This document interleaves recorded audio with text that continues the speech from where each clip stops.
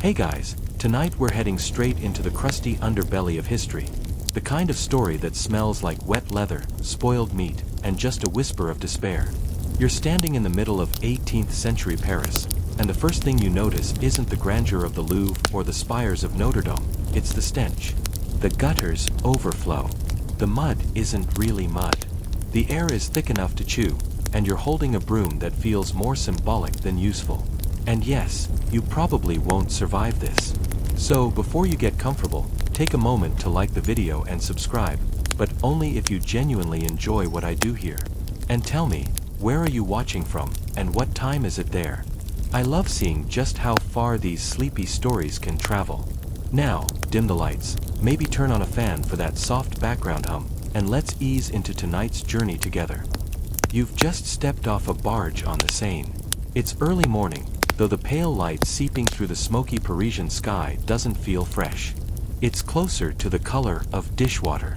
You've got a burlap satchel with a crust of bread, a sore back from the ride in, and exactly one silver coin left. Welcome to Paris. The year is 1761. You're here for honest work. Too bad honesty doesn't buy soap. Your new job. Street cleaning. That sounds straightforward enough. Sweep, collect, dispose. Except, dispose is a loose term here. And the sweeping. It's more like dragging a broken branch through a swamp of discarded fish bones, manure, butcher scraps, and whatever's leaking out of last night's taverns. You're assigned to Rue de l'Ancien Comedy, a street that sees enough foot traffic to churn any sludge into a slick paste. By the time you reach your post, your boots are soaked in something you don't want to identify. The smell is so strong it curls the hairs inside your nose. A dog follows you for 2 blocks, either mistaking you for a fellow scavenger or simply drawn to your new scent profile. Eau de despair. Your supervisor is an old man named Henri who no longer bothers to tuck in his shirt or greet people with anything but a grunt. He hands you a broom made of bundled twigs tied to a warped handle. It's more ceremonial than practical, like a toy you give a child to make them feel useful. You sweep toward the gutter, he says, pointing to a narrow channel where sludge sluggishly oozes toward the nearest storm drain. Everything goes in there. You look at the gutter. It's already full. Overflowing, really. You ask where it goes. Henri snorts. Nowhere fast. You get to work. The broom catches on every cobblestone. Every push sends a spray of wet grit across your ankles. You try not to gag. You fail. At one point, you uncover what might be a jawbone. Human. Pig. You look at Henri, who squints, then shrugs. Put it back. You do. By mid-morning, the city wakes up. Bakers carry trays of croissants on their heads. Housewives dump buckets from second-story windows with a casual garde à l'eau, which loosely translates to look out below, but really means, I warned you, it's your fault now. The bucket water isn't clean. It's not even just water. One splashes near your boots, and you jump like it's acid. You're starting to understand why Henri doesn't bother moving anymore. And then there are the carts. Wooden wheels grind through the mess, leaving behind mashed patterns of unknown ingredients. Some carry vegetables. Some carry meat. Some carry people, alive or dead. It's not always clear. You learn quickly not to ask. You pass a woman selling onions and lavender sachets out of the same basket. She smiles and offers you one. For the nose, she says. You take it.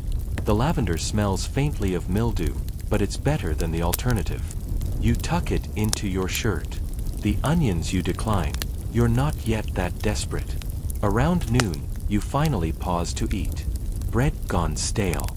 Cheese that sweated out most of its dignity. You sit on the edge of a dryish stoop and watch 2 cats fight over a pigeon carcass. It's oddly meditative.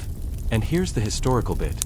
In 1761, Louis XV was king, and the city was expanding, but sanitation hadn't caught up.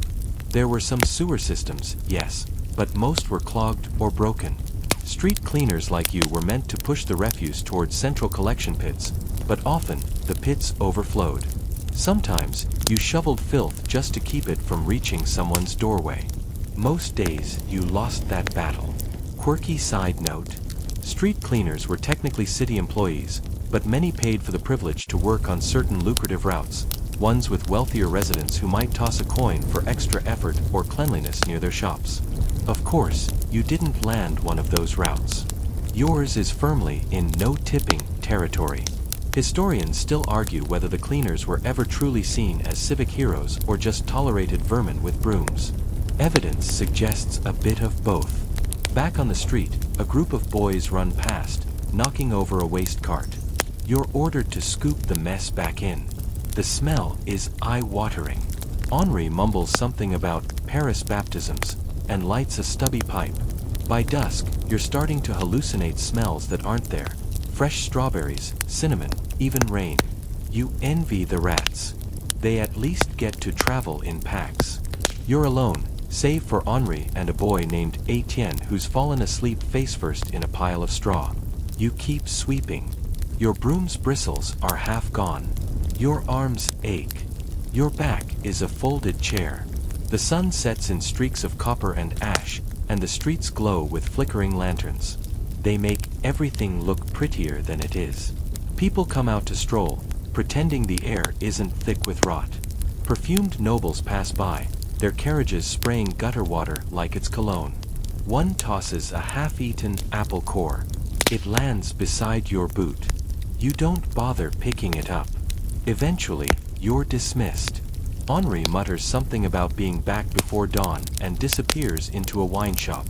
You head toward the workers' lodging, a shared attic with thin walls, thinner blankets, and a symphony of coughing. You have 2 blisters, 1 working eye, and a lavender sachet that's lost its will to live. You lie down, and for a moment, the world sways.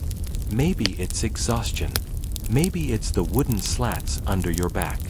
Maybe it's the persistent scent of old cabbage embedded in your clothes. You fall asleep mid-thought. You dream of brooms that sweep themselves and air that doesn't fight back. And you know this is just the beginning. Tomorrow, it gets worse. The sun isn't even fully awake when Henry's gruff voice shakes you out of your fitful sleep. You've barely moved in the cramped attic, and already your neck feels like it's been in a vice for hours. The early morning chill seeps through the slats of your thin blanket, and you wish for a moment of warmth that doesn't come with the smell of mildew. Henri is in a rush today, it seems. Maybe it's the anticipation of another long stretch of misery.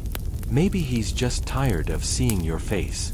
Up, he grumbles from the doorway, his voice raspy from a night spent in a wine shop. We've got a full day. And don't forget your broom. You sit up, rubbing your eyes.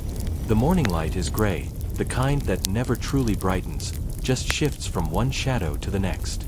It's the kind of light that makes everything look like it's covered in a fine layer of dirt, even the houses.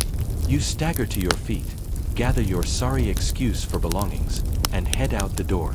The street is still quiet, mostly just a few horse-drawn carts rumbling by, the low hum of a city just beginning to stir. The air is colder now, but it doesn't matter. The dampness of the previous day still clings to your bones, making every step feel like it's in water. Your broom feels even worse this morning. A little more worn out, a little more like a piece of rubbish than a tool. It's not just the broom, though. It's everything. The people, the job, the city. You can't even remember the last time you saw a real tree. But you don't have time to think about that now. Henri doesn't explain much, but you quickly learn that he's not here for camaraderie or instruction. He's here because he's been doing this job longer than most people have been alive, and he's barely made it this far without becoming a ghost himself. He leads you through the labyrinth of Parisian streets, the very same streets that were supposed to be your escape. But now, it feels like a trap. This isn't the Paris of the grand boulevards or the artists sipping coffee in airy cafes. No, this is the real Paris, the one beneath all the shiny facades. This is the Paris where the streets are nothing more than veins of refuse, and the people are just waiting for the day when they can wash themselves clean of it all. You follow Henri to Rue de la Vieille Draperie, and it's immediately obvious that this isn't going to be any easier than yesterday. The streets here are narrower, more congested. The gutter is filled with mud, human waste, scraps of food, and, oddly enough, broken pieces of pottery. You wonder if people just throw things out without a second thought. Henri gestures for you to start sweeping. You do. And as you drag your broom through the muck, you realize something strange. It's not just the street that's dirty. It's the people. The air is thick with contempt, like every passerby resents the fact that you're even there, cleaning up their mess. A man in a fine coat steps around you, eyes averted, as though you're not even there. You barely catch a glimpse of his face, but there's something in his expression. Disgust, maybe, that makes you wonder just how low you've really sunk. But then you remember the oddity of your situation. You're not alone. Street cleaners, many of them, in fact, have been doing this exact job for years. And while they're despised, they're also necessary.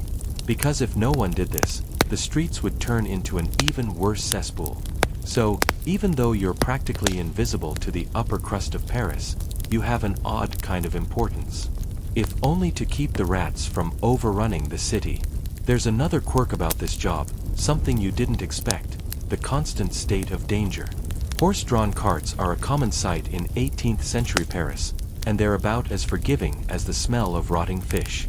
Every time a cart rumbles by, there's a risk that it'll either run over your foot or knock you into the gutter.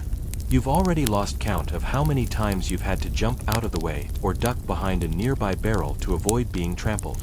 The horses don't care if you're in their way. They're just doing their job, after all. They've got a cart to pull, and that's more important than some filthy street cleaner in their way. And you're not the only one facing danger from these carts.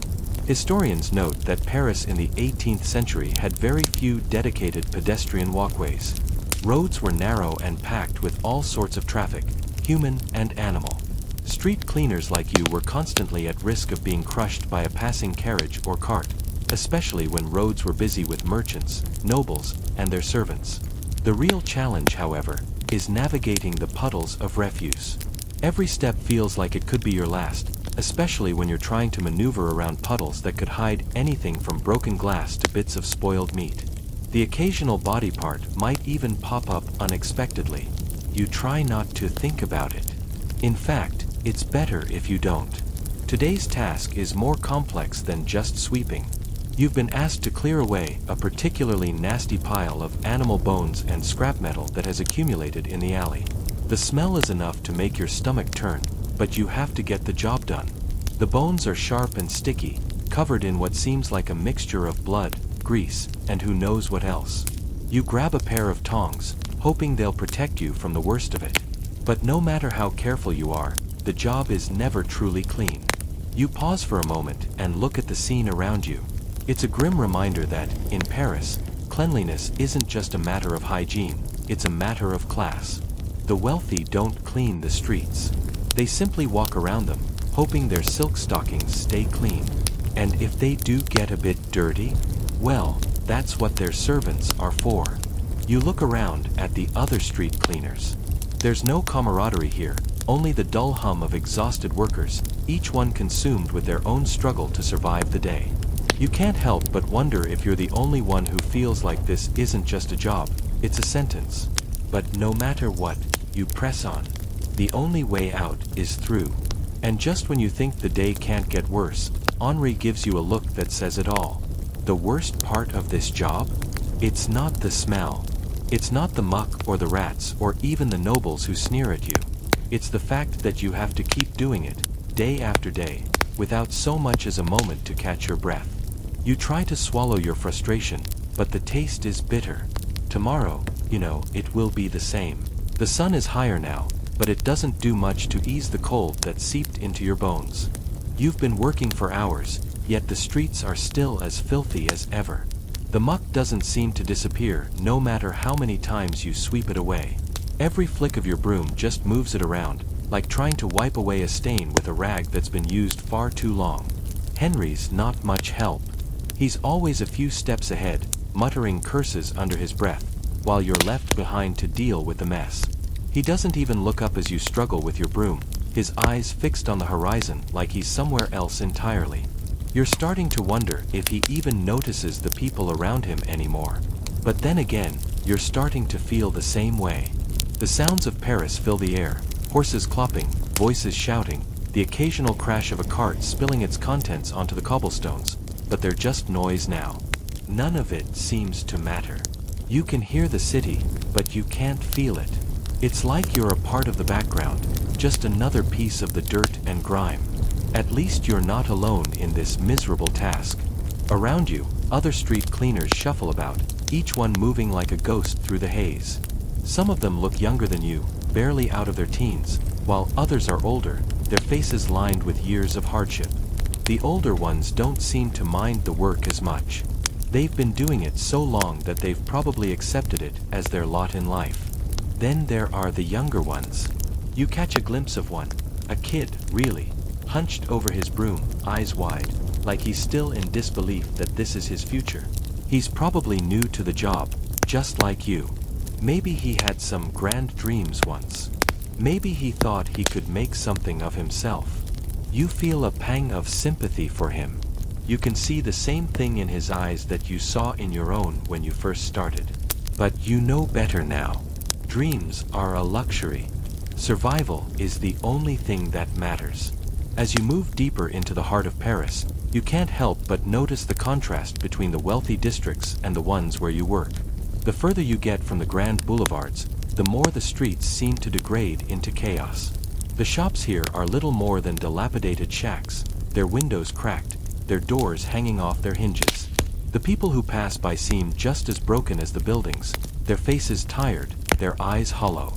You see a group of men stumbling down the street, their clothes torn, their faces smeared with dirt and blood. They're arguing, but it's hard to hear over the din of the street. They get closer, and you can tell they're in a hurry, likely fleeing from something. Maybe the law, maybe their own shame. They don't even spare you a glance as they push past, leaving a trail of filth in their wake. Henri doesn't flinch as the men rush by, but you do. It's like the whole city is on edge, teetering on the brink of something much worse. You can almost feel it in the air, the tension, the desperation, the way everyone is just one step away from losing it. But you don't have time to dwell on that. Henry's already moving on, his heavy boots crunching against the cobblestones as he calls over his shoulder. Come on, we've got more to do. You follow him, dragging your broom behind you like a weight. It feels like it's growing heavier with each step, like it's sucking the energy right out of you. The work never seems to stop. The streets are endless, the mess even more so. It's like the city itself is swallowing you whole, and there's no escape. Henri finally slows down and stops at a large intersection. This is where the real work begins. The pile of refuse in front of you is nothing like what you've seen so far. It's massive, an entire street corner swallowed by waste, rotting food, broken glass, and the unmistakable stench of decay. You can barely see the pavement beneath it all. It's as if the city itself has turned into a landfill, and you're stuck cleaning it up, one handful at a time. But there's something else here. As you get closer, you notice a group of women standing nearby, gossiping amongst themselves. Their clothes are tattered, but they hold themselves with a certain dignity that you can't quite place. You're not sure why, but you feel a sense of shame wash over you as you pass them. Maybe it's because they're standing there, watching you sweep their city's filth away while they stand there, doing nothing. Maybe it's because they don't even seem to care.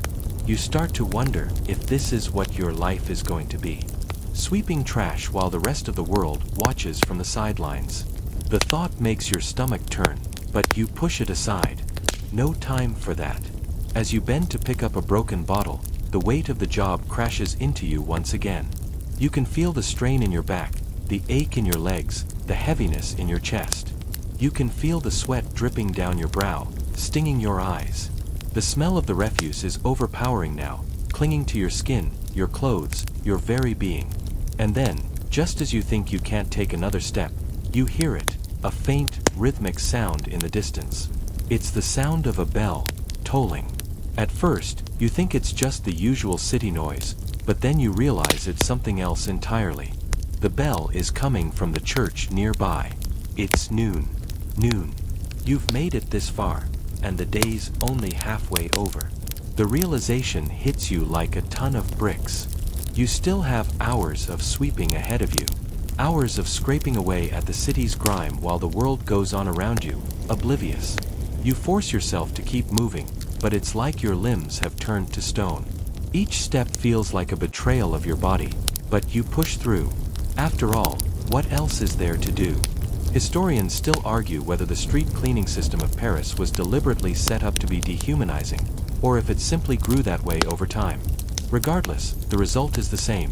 The workers are nothing more than cogs in a machine, their humanity stripped away in the name of progress.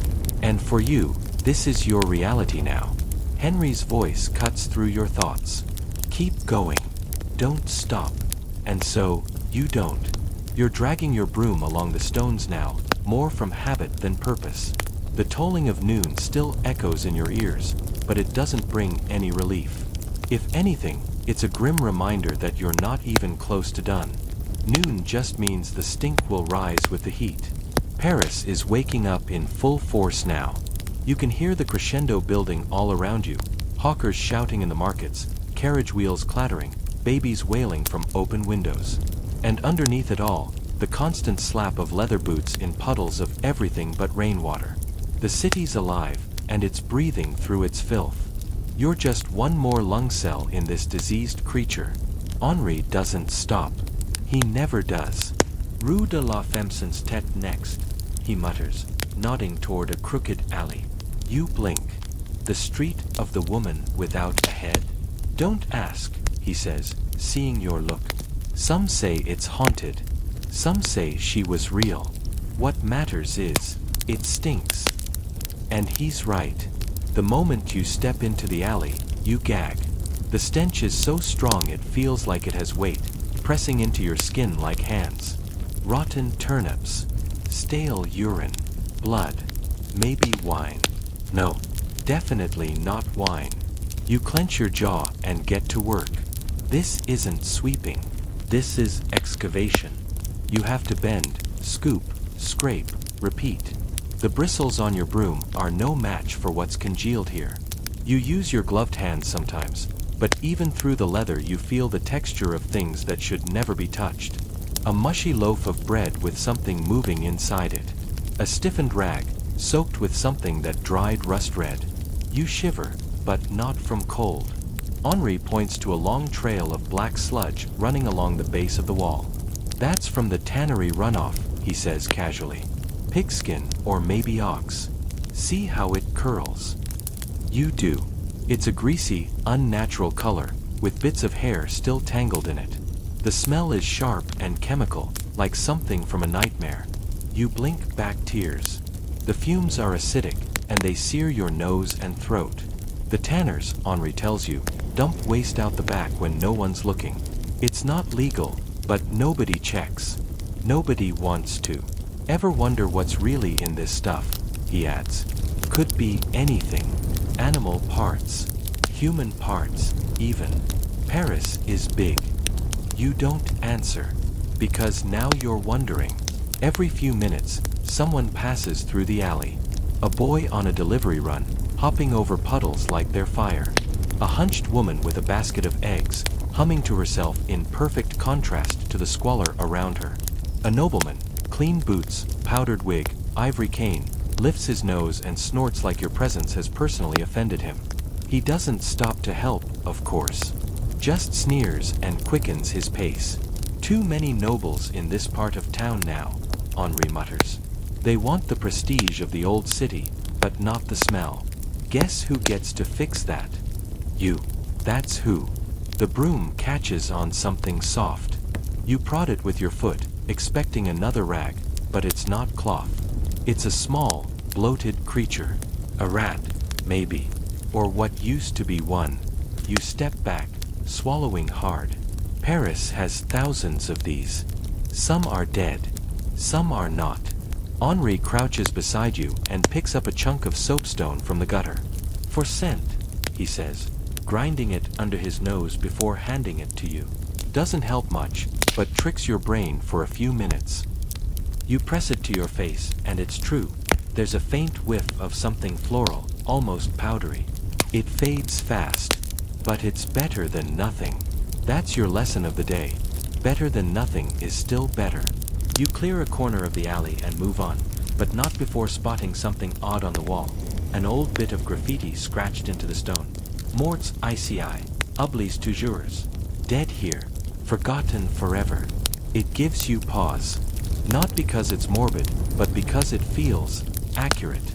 There are records, some dusty, half-torn ledger pages locked in church attics, that mention entire families who lived in these alleys and vanished one winter. No burial. No mention in the town criers. Just gone. Historians still argue whether disease was the cause or whether the city's poor were quietly removed in periods of high unrest. Maybe both. Paris didn't always ask questions when the dirty and desperate disappeared. You don't want to think too hard about what that means for you. You try to shake the thought loose and focus on the work. The physicality of it. The ache in your shoulders. The sharp heat in your hands from gripping the broom handle too tight. You welcome the pain. It reminds you that you're still here. A little girl peeks at you from behind a doorway as you sweep. Her face is smudged with soot, her dress threadbare. She watches with an intensity that unnerves you, like she's trying to figure out whether you're a warning or a prediction. You offer her a half smile. She vanishes. It's past midday now, and the sun hangs above you like an accusation. Your water skin is nearly empty. Henri lets you rest briefly by the edge of a public fountain, but it's not really a break. You're expected to clean around the basin. A man in a powdered coat complains that your presence is ruining the atmosphere. Henri tells him he's welcome to try the job himself. The man scoffs and walks away, fanning himself with a lace-edged pamphlet. Better get used to that, Henri mutters. The city hates you, but it needs you. Like a drunk needs a bucket. You nod, because what else can you do? He's not wrong. People like you keep the rot from creeping past the gutters. They keep the noble's polished boots dry and the baker's doorway tolerable. You are a stopgap measure. A human wall against the advancing tide of waste. When the wall collapses, Paris burns. But until then, no one looks at the foundation. They just live on top of it. A group of boys runs by, cheering at you. One tosses a pebble that bounces off your broom. Another makes a retching sound and holds his nose. You watch them go without a word. Then you go back to work. There are jobs in Paris more dangerous than yours. Executioner, for one. Sewer diver, for another. But few are as thankless, and fewer still are as invisible. Nobody writes songs about the street cleaner. Except that's not quite true. Henri hums sometimes when he works. Old melodies. Work songs from long ago. You ask him once where he learned them, and he shrugs. My mother. Or her mother. Who knows? You catch a line one day, muttered under his breath. Brooms of bone and night and ash sweep the sins so they don't splash. It doesn't make sense, but it feels true. By the time the sun begins to dip, the shadows stretch long and hungry across the streets. Your muscles are cramping. Your lips are dry, but the alley no longer stinks. At least not as badly. That's your only reward. Henri claps your shoulder once. Tomorrow's worse, he says with a smirk. And for the first time all day, you almost laugh. Almost. The bell tolls again, this time vespers, and you're still at it. Your broom is a little thinner now, bristles worn from cobbles and bones and things you'd rather not name. Your gloves are stiff with residue. And your spine. Bent at an angle it's not likely to forget. You're on Rue du Chat Capecchi now, the narrowest street in all of Paris. So narrow, you could stretch both arms out and brush the walls of the buildings on either side with your fingertips. It's less a road and more a secret, like a fold in the city's flesh that no one's meant to see. And yet, here you are, broom in hand, sweeping secrets into daylight.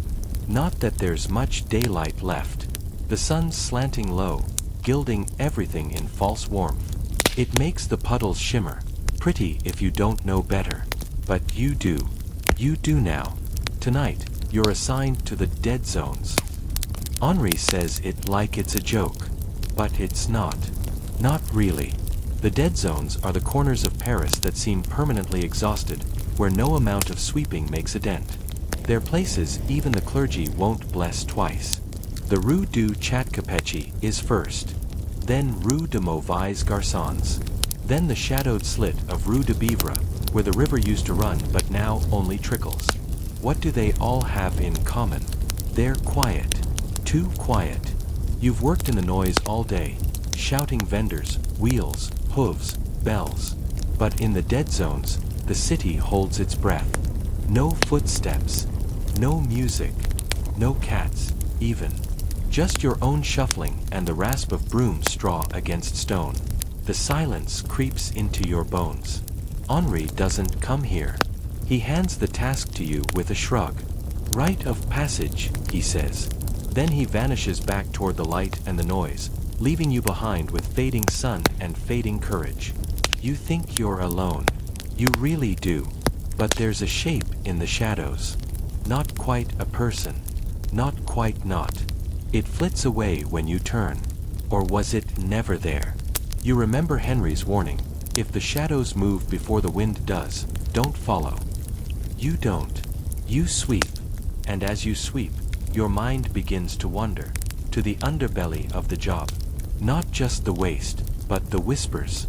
The things no one writes down, but everyone who's held a broom too long eventually learns. See, here's the thing. Paris is not just dirty. It's layered.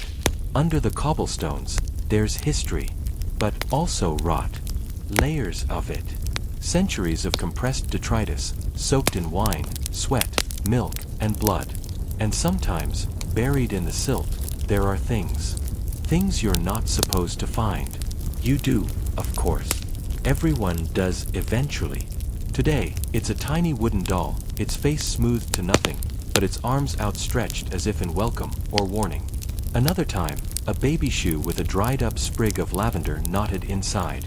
Henri once found a set of teeth. Just the teeth. No jaw. Historians still argue whether the Parisians of your era truly buried their waste or simply paved over it. There are arguments for both. But street cleaners know the truth. Paris never forgets. It just hides things better than most.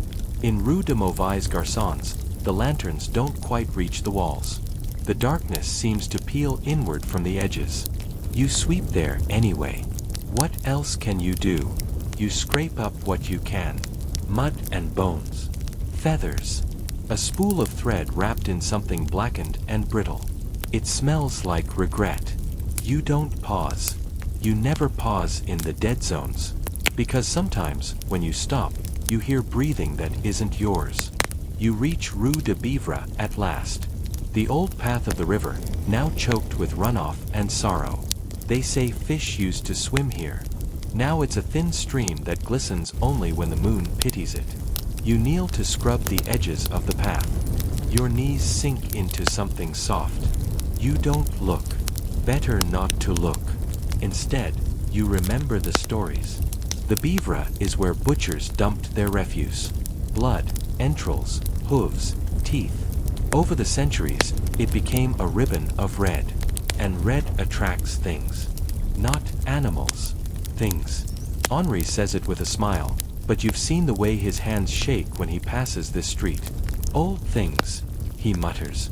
Before Paris. Historians still argue whether older cults truly lingered in the medieval city's foundations. There's little written record. But in some churches, the cornerstones bear symbols no bishop will explain. And some gutters never dry, even in summer. You don't know what's worse, knowing that, or feeling like you're starting to understand it. Your broom catches on something again. Not a rock. Not a bone. A ring. Gold, scratched, but clearly valuable.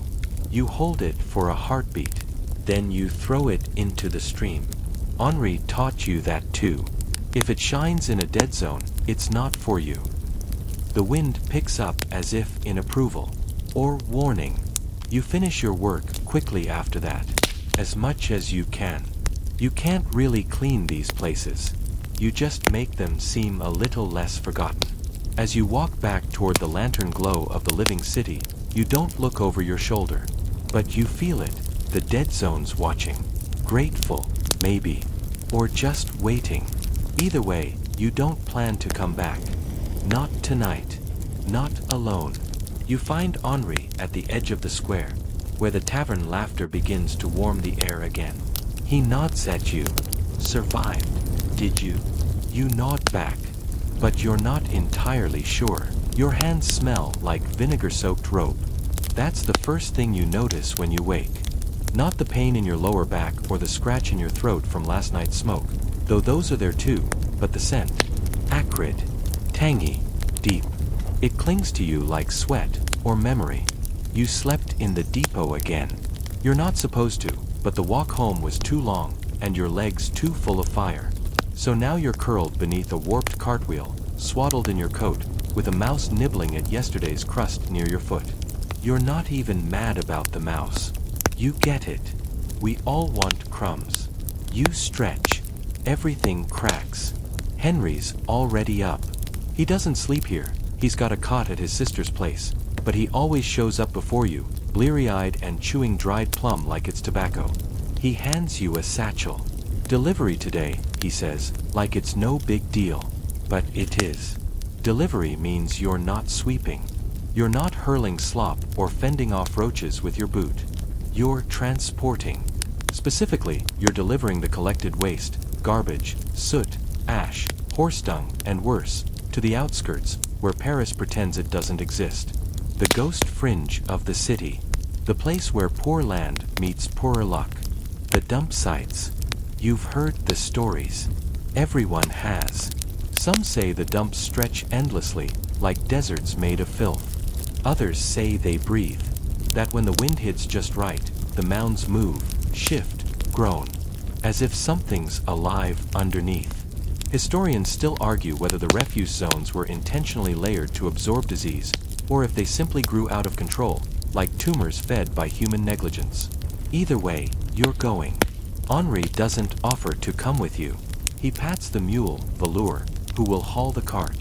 She bites, he says. But only people who deserve it.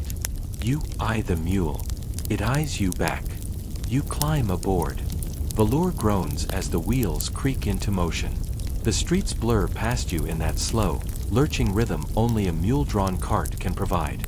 You pass grocers washing their stoops, children poking sticks at each other's knees, a man peeing directly into a gutter while whistling a tune from the opera.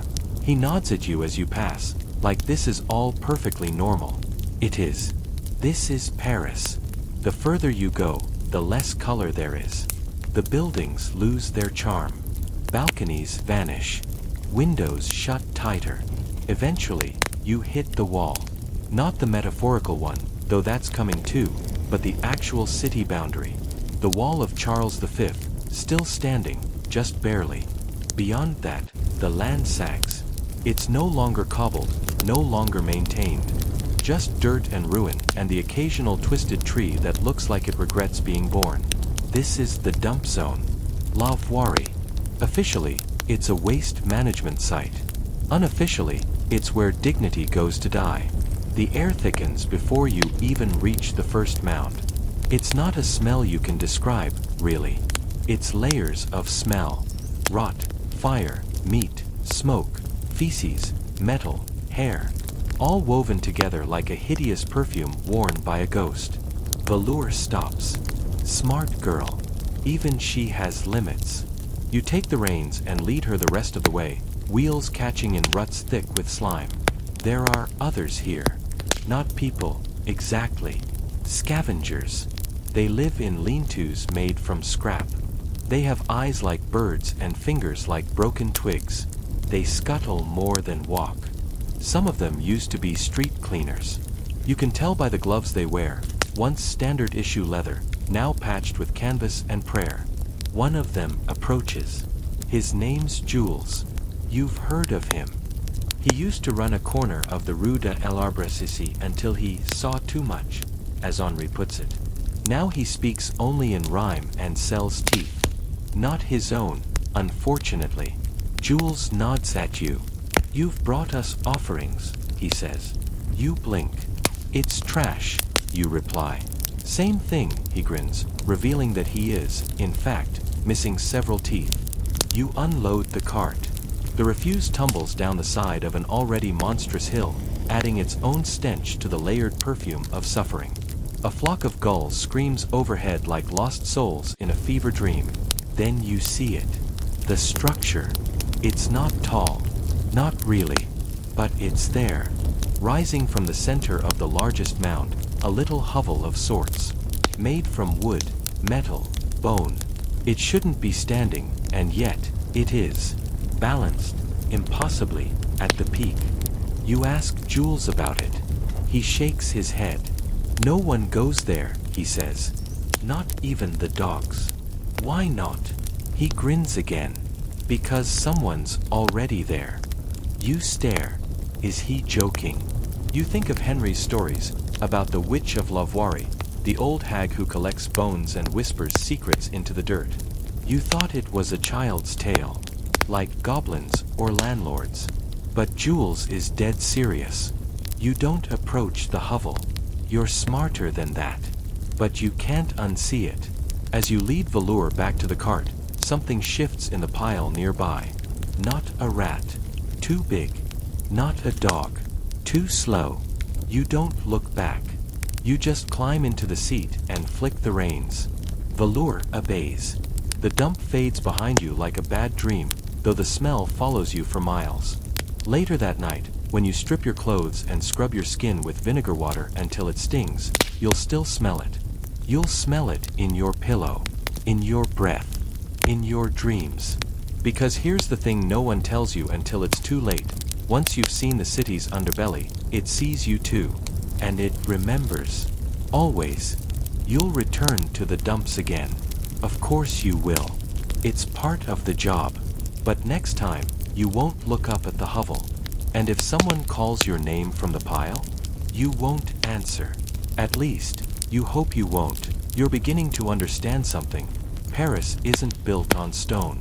It's built on layers. Dirt, dung, dreams, and disappointments. And you're stuck in one of the stickier layers now, the one right above ruin, and just below respectability. You don't just clean streets. You clean between layers. This morning, you've been assigned to Rue de la Ferronnerie, just off Les Halles, the Central Market. It's one of the busiest, most chaotic, most headache-inducing arteries of the city, which is saying something, because every street in Paris seems like a migraine painted with horse poo. This one, though, it's special. First, there are the market vendors. Shouting, squawking, stabbing fingers into air like they're conducting an orchestra made entirely of fishmongers and hysteria. Then there are the delivery boys darting like caffeinated squirrels, and the priests pretending they're above it all, even while stepping ankle-deep into spilled radish water. But most of all, there's the blood. Yes, blood. You see, the Rue de la Ferronnerie sits dangerously close to the butcher's rows.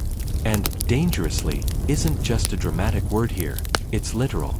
Blood runs freely in the gutter channels, sloshes around in puddles, congeals into little burgundy pancakes where the sun's too lazy to dry it up.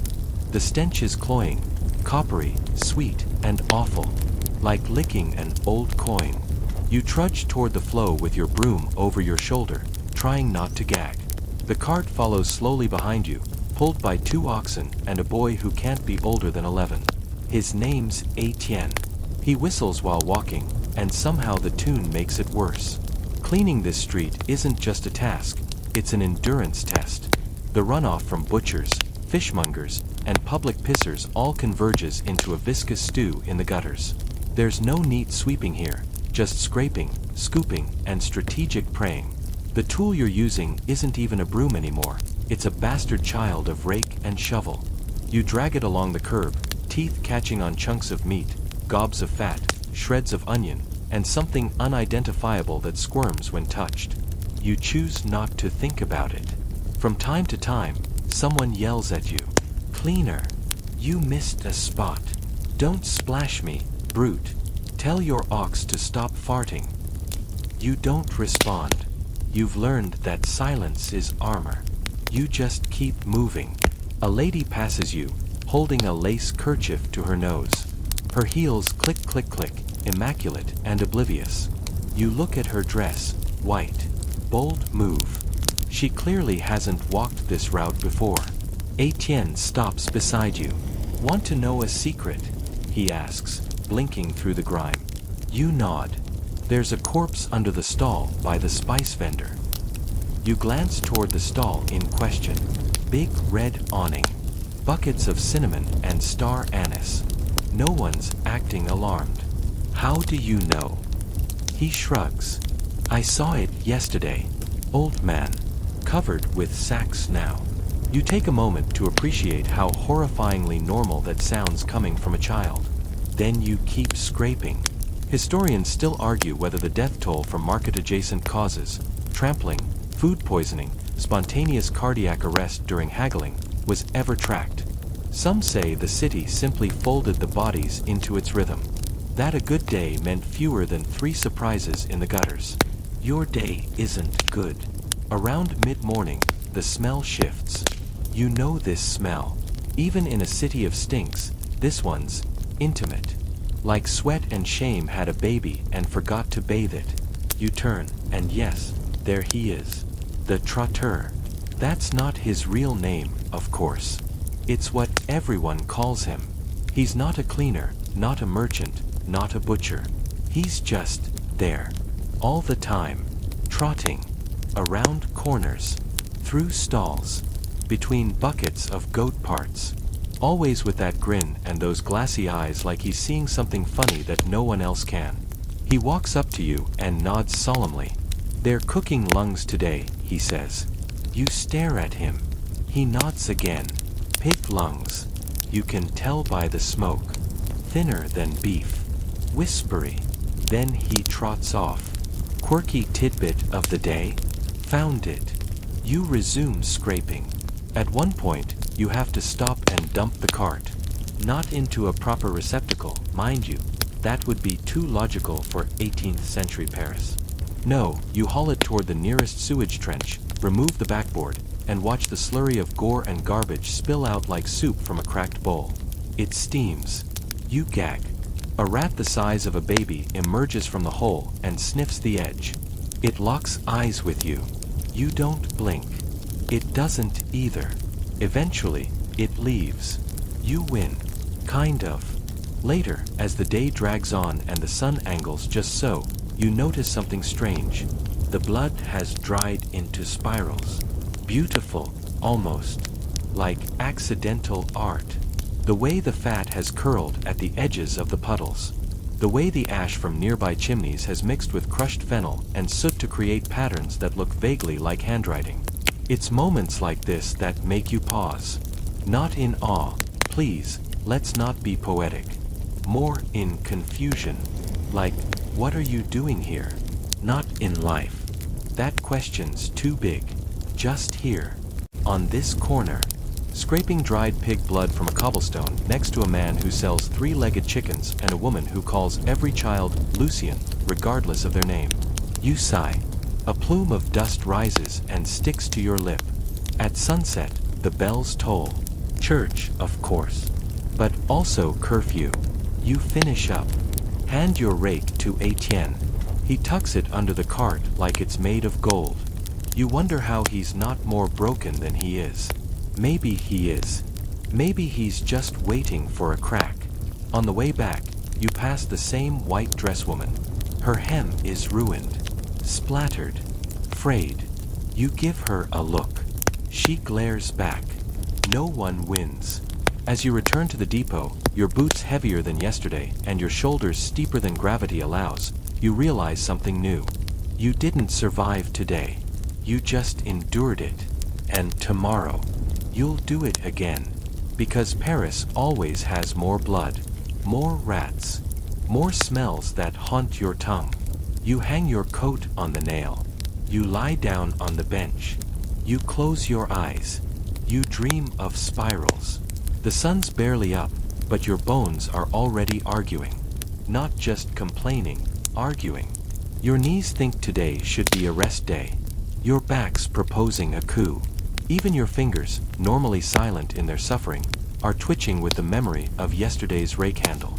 But you rise. because you have to.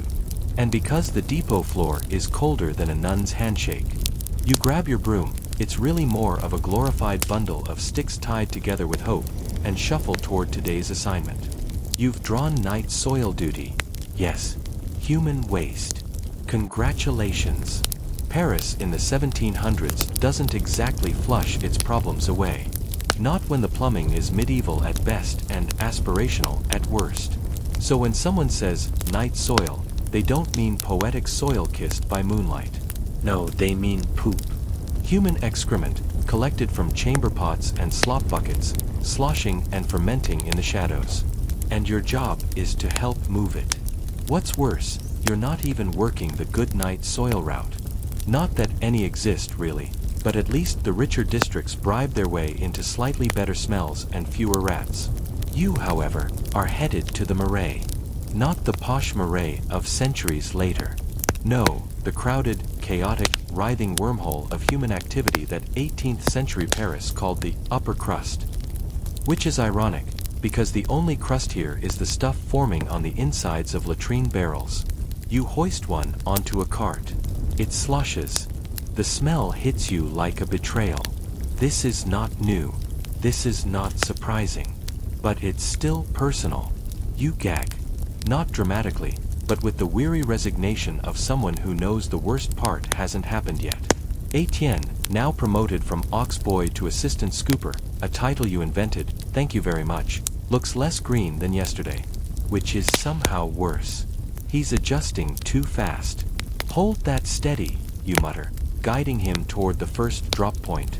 An alley barely wider than your broom, tucked behind an old cobbler's shop and 2 doors down from a cheese stall that absolutely doesn't deserve to smell like that. As you open the barrel, you brace. Here's the thing about human waste, it doesn't behave. It doesn't pour nicely. It lurches. It clings. It resists gravity out of spite. And just as you're about to tip it, bam, the bottom of the barrel gives way. A slap of night soil hits your boots. Then your knees. Then, horrifyingly, your upper thigh. You freeze.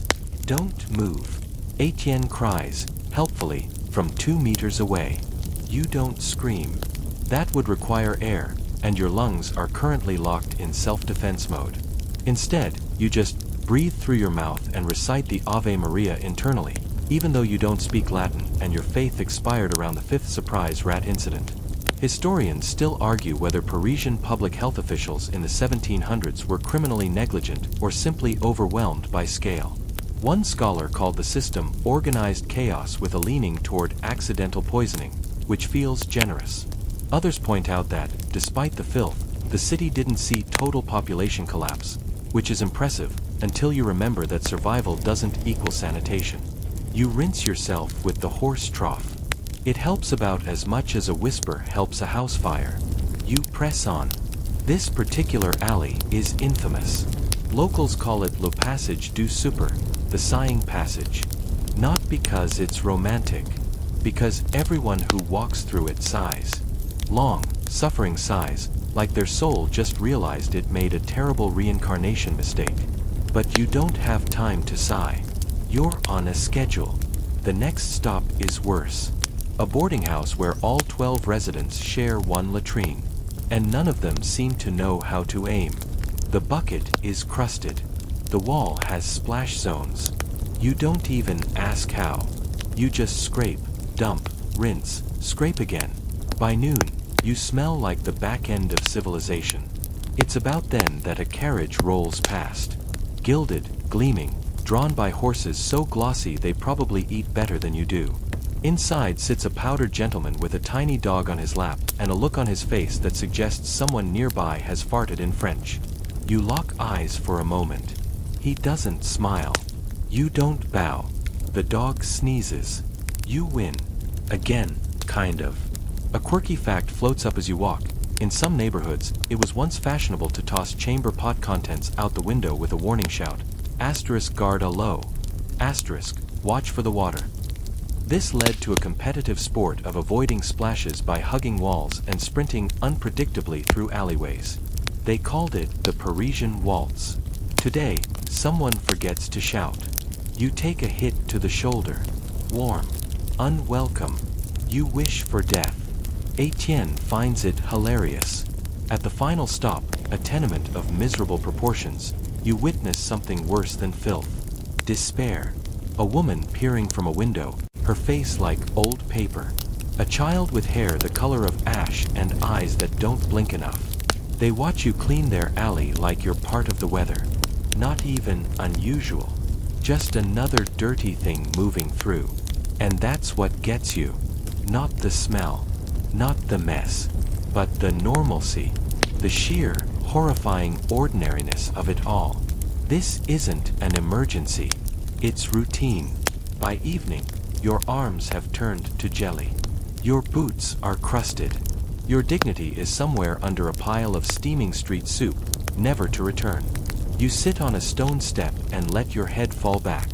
Why do they call it night soil? Etienne asks, still chewing the crust of a week-old loaf like it's cake. Because it's mostly collected after dark, you say. Then why are we doing it now? Because the barrels don't wait. He nods, as if that makes sense. It doesn't. You think, not for the first time, about quitting. But what else is there? You can't read. You can't farm. You're not pretty enough to be a footman, and too proud to be a thief. So you clean. You scrape. You slosh other people's worst moments into the gutters and call it a day. At twilight, the depot looms like a prison that gives you tools instead of hope. You hang up your broom. You peel off your shirt. You wash your hands until the water turns gray. Then you close your eyes and imagine something soft. Grass. A breeze. Anything not soaked in despair and effluent. You dream. Not of escape, but of a morning without stench. You wake up before the bell. Not because of ambition. No, let's not kid ourselves, but because of the itch. That crawling sensation under your skin that no soap seems to solve. Fleas, probably. Or lice. Maybe both, holding a meeting. You scratch, groan, and swing your feet down into your boots, which are somehow still damp. A mystery you've given up solving. Some mornings you tell yourself it's condensation. Some mornings, you lie better than others. Etienne's snoring in the corner like a saw through soft wood. You let him sleep. No point in both of you being conscious before sunrise. Outside, the sky is just beginning to soften. A grayish lavender that might become beautiful if it weren't hanging over this particular patch of Paris. You stretch. Your spine sounds like someone snapping a baguette in half. Today isn't about scooping or sweeping. It's about pipes. The mysterious underground veins of the city, where water's supposed to flow, but doesn't always behave. You've been borrowed by the Fontainiers, the semi-sacred order of city water workers. Which sounds fancy until you realize you're their unofficial tunnel monkey. The sewers, or what passes for them. Paris in the 18th century is a city with dreams of cleanliness and a budget for chaos. The old Roman drains are still buried under certain streets, groaning under centuries of waste and ambition. Newer pipes have been added here and there, usually in sections, rarely in sync. The result: a tangled, gasping system that wheezes under the weight of piss, runoff, and dead cats. You're handed a long-handled scraper and a lantern. The man in charge, a bald, soot-smudged fellow named Dubois, doesn't smile. "Mind the air," he mutters. "If it goes sweet, climb fast." You blink. "Sweet means it's turning," he grunts. "Gas'll burn your lungs or knock you out. If it smells like fruit, don't stop to smell it." You're not reassured. You descend a narrow stone stairwell into the dark. The smell hits you first. Not the sharp punch of fresh waste, but something older, deeper, as if the very stones are sweating regret. Your boots slip on slime. The air clings to your face like a wet rag left in a corner too long. The tunnel is tight. You can stand, barely, but not without feeling like the ceiling is listening. Water trickles nearby, though you can't see it. You hold the lantern high. Rats scatter. You're not surprised. You're not afraid. You are, however, slightly offended by their audacity. One of them actually pauses to look at you before darting away, as if judging your fashion choices. Du Bois explains that some of the older pipes collapse without warning. Others simply clog, chunks of fat, bone, and unnamables forming something called fatbergs. You nod like you understand. You don't. You just hope you never meet one. You reach a junction where the tunnel splits. One path leads deeper into shadow. The other appears to be bubbling. You point. That normal? No, Du Bois says. You first. It's hard not to take that personally. As you wade in, you feel the current tugging at your legs. Not strong, but insistent. Like a dog that's found a scent. Your scraper bumps something soft. You don't ask. You clear a clog. The water shifts. A slow suck, like the tunnel exhaling after holding its breath. The level drops a bit. You feel victorious. Until the smell changes. Not fruit. Not quite. But ripe. Out, Du Bois barks, grabbing your arm. Now. You climb, fast. Behind you, a low burp from the tunnel. Then a hiss. Something steamy and invisible. Back in the open air, you cough for a solid minute. Good nose, Du Bois mutters. It's a compliment. Probably. Historians still argue whether the rudimentary Parisian sewer system of the 18th century was ahead of its time or a bureaucratic accident that somehow held together by spit and superstition. Some point to the genius of using gravity-fed channels. Others argue that without regular flushing, those channels just became long, decorative cesspits. You take a break, sitting on an overturned bucket near the Seine. The river glitters. Beautiful from a distance. Up close. It's just another carrier of secrets and filth. Did you know that in some parts of Paris, water sellers still hawk buckets from door to door, because piped water is a luxury? That people pay to not die of thirst, and still get dysentery for free? You sip from your canteen, hoping you boiled it long enough. A boy runs by with a bundle of rags. His pants are too short, his smile too wide. You nod at him. He doesn't nod back. Just disappears into a doorway, like a ghost with errands. Etienne joins you around noon, shirt untucked, smelling faintly of soap and regret. I overslept. You shrug. Lucky you missed it. The sewer tried to kiss me. Did you kiss back? You pause. Might have. It was dark. He laughs, and for a moment, it almost feels normal. Two people, on break, watching the city wheeze and creak and carry on. But then someone screams. Not a dramatic opera scream. A short, sharp one. Alarm, not art. You turn. A crowd is gathering near the place to grieve. Not your business. Probably a pickpocket. Or a brawl. Or someone hurling slurs at a tax collector. Then you hear the word, plague. Your stomach knots. The crowd moves like a single creature, jerking, twisting, oozing away from the center. You don't go closer. You don't need to. The fear is thick enough to feel. Whether it's true or not, the rumor spreads. And with it, your job just got harder. Because when people panic, they also forget how to clean up after themselves. The streets will clog with rot and rumor. And someone has to sweep it away. Guess who? Back at the depot, Du Bois shrugs. Happens every few years.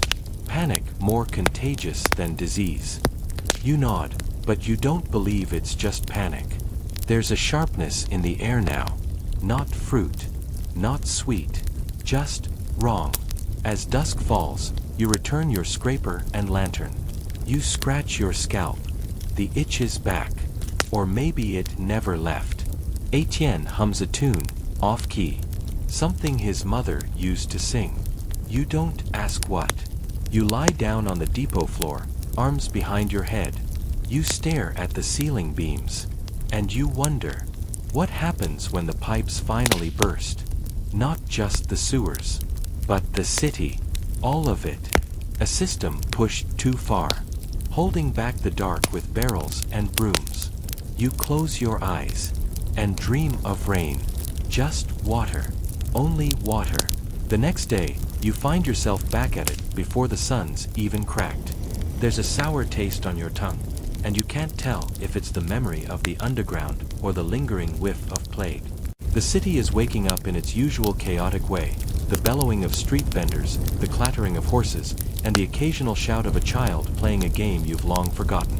You pull on your boots, still damp, still unpleasant, and look at the others gathering in the square. It's not quite the kind of morning that makes you feel optimistic, but you have a job, and that job today involves something a little different.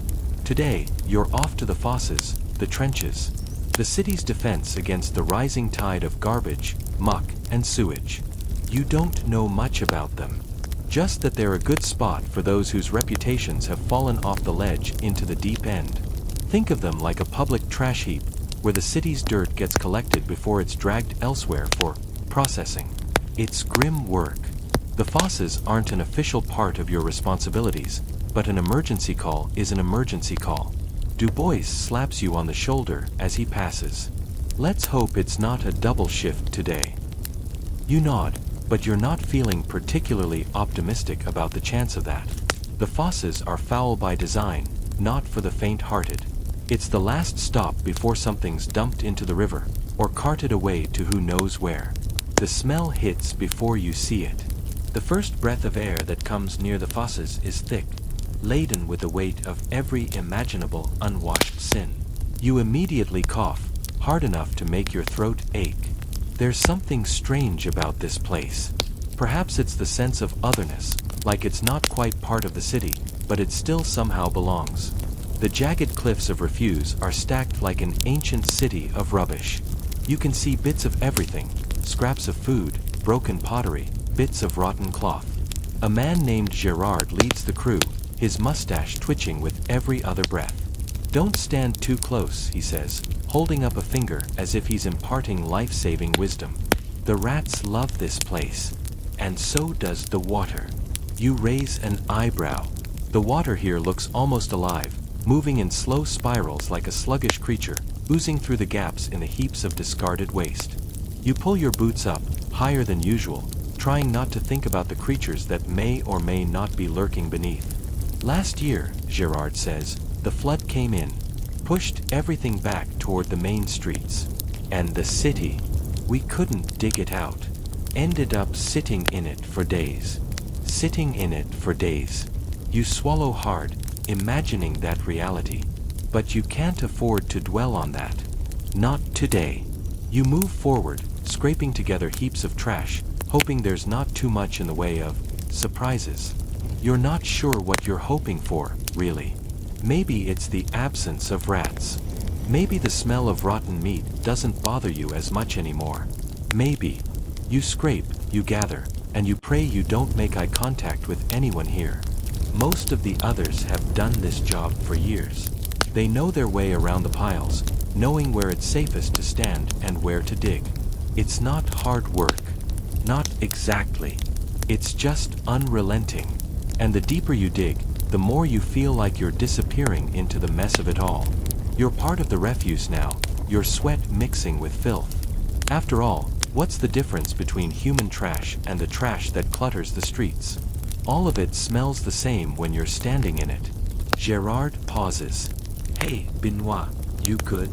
The man he's talking to, who's probably been here too long, shrugs. His lips curl downward. I don't know what's worse, the fosses or the looks on the people's faces when they walk past. You don't like it when they stare, huh? Benoit grimaces. Not when they act like it's my fault the city's full of filth. Historians still argue whether it was the urban planning failures or the rise of industry that led to the severe buildup of waste in Paris in the 18th century. On one hand, technological advancements were often aimed at improving public health. On the other, the sheer size of the population meant there were always more bodies than the city's infrastructure could handle. You take a breath and go back to work, feeling the ground shift beneath you. It's as if the whole city is shifting, a landscape of waste and bones, forgotten but never quite empty. As you gather another bundle of discarded textiles, You overhear a conversation between two of your colleagues. They're talking about the Parisian tax collectors, the ones who go door to door demanding payments from the working class. Half the time, I think they're just looking for something to steal. You think they take anything? Probably, but they do it right in front of you. You can't argue with them. They've got the law behind them. They've got the city. It's true. The whole city feels like a machine, made up of gears too big for any one man to control. And as much as you want to be a part of it, as much as you want to carve out your place, there's always the feeling that someone is waiting to shove you aside. Whether that's the rats or the taxmen, or just the way the streets swallow everything they can. When the shift finally ends, you're covered in muck. Your hands are raw, your back sore, your face burning from the constant brushing against the trash. You look up at the sky. It's still gray, but it's a different kind of gray today. One that's quieter, more resigned. You didn't get anywhere today, but neither did the city. As you trudge back through the cobblestone streets, the fosses behind you, you wonder just how long you can keep working like this. How long you can survive scraping at the edges of a city that's determined to bury its own problems under layers of rot. You're not sure, but you'll keep going. Because that's the thing about Paris. It's alive, even when it's dying. By now, your body has started adjusting in strange ways. Your nose doesn't flinch as fast as it used to. Your stomach only turns on the really bad days. You've stopped looking down at your hands unless you absolutely have to. The grime settles into your skin like a second soul, and at some point, you stop scrubbing. It always comes back anyway. Today, you're reassigned. Not the fosses, thankfully, but still nowhere good. You're to clear the alleyways between the merchant stalls in Les Halles. Sounds decent on paper. Reality, it's a war zone. See, Les Halles is the city's belly, a wild, roaring tangle of fishmongers, butchers, spice sellers, cheese vendors, bakers, pickpockets, rats, and gossip. The market doesn't sleep, it just mutters to itself in the dark until dawn, then wakes up yelling. Everything the city eats moves through here. And everything the city spits out clogs the gutters around it. You step into the edge of it all just after sunrise, greeted by a cacophony of sounds and smells. Fresh bread, stale beer, something acidic you can't name, something fishy you wish you couldn't name. Hey, watch your feet. A woman balancing a crate of oysters elbows past you, muttering something about lazy city rats. You're not sure if she means the four-legged kind or your coworkers. Maybe both. Your job today is simple. Keep the pathways passable. That means scraping muck out of the cobbles, hosing off fish guts with water you really hope came from a clean source, and scooping up animal parts that didn't quite make it to the butcher's slab. At first, it's kind of fascinating. There's a rhythm to Les Halles, a sort of dance. One stall opens while another closes. Butchers sling sides of beef onto hooks like stagehands setting a scene. Flower girls pirouette through tight corners, baskets bobbing. You almost forget what you're doing. Then the sun climbs higher. Heat plus awful equals despair. You're suddenly hyper-aware of how fast meat spoils. The discarded bits don't just lie there. They bloom. Fat bubbles up, flies dive in, the stench becomes a character of its own. And you're its scene partner. A stall collapses 3 feet from where you're shoveling pig entrails. The vendor curses in 4 languages and immediately starts rebuilding. No one offers help. That's just the rules here. Historians still argue whether Les Halles represented the glory of Parisian commerce or its greatest logistical failing.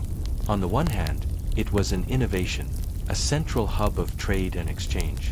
On the other, it was a nightmarish bottleneck with no consistent waste management plan, where food safety and street hygiene were in open warfare.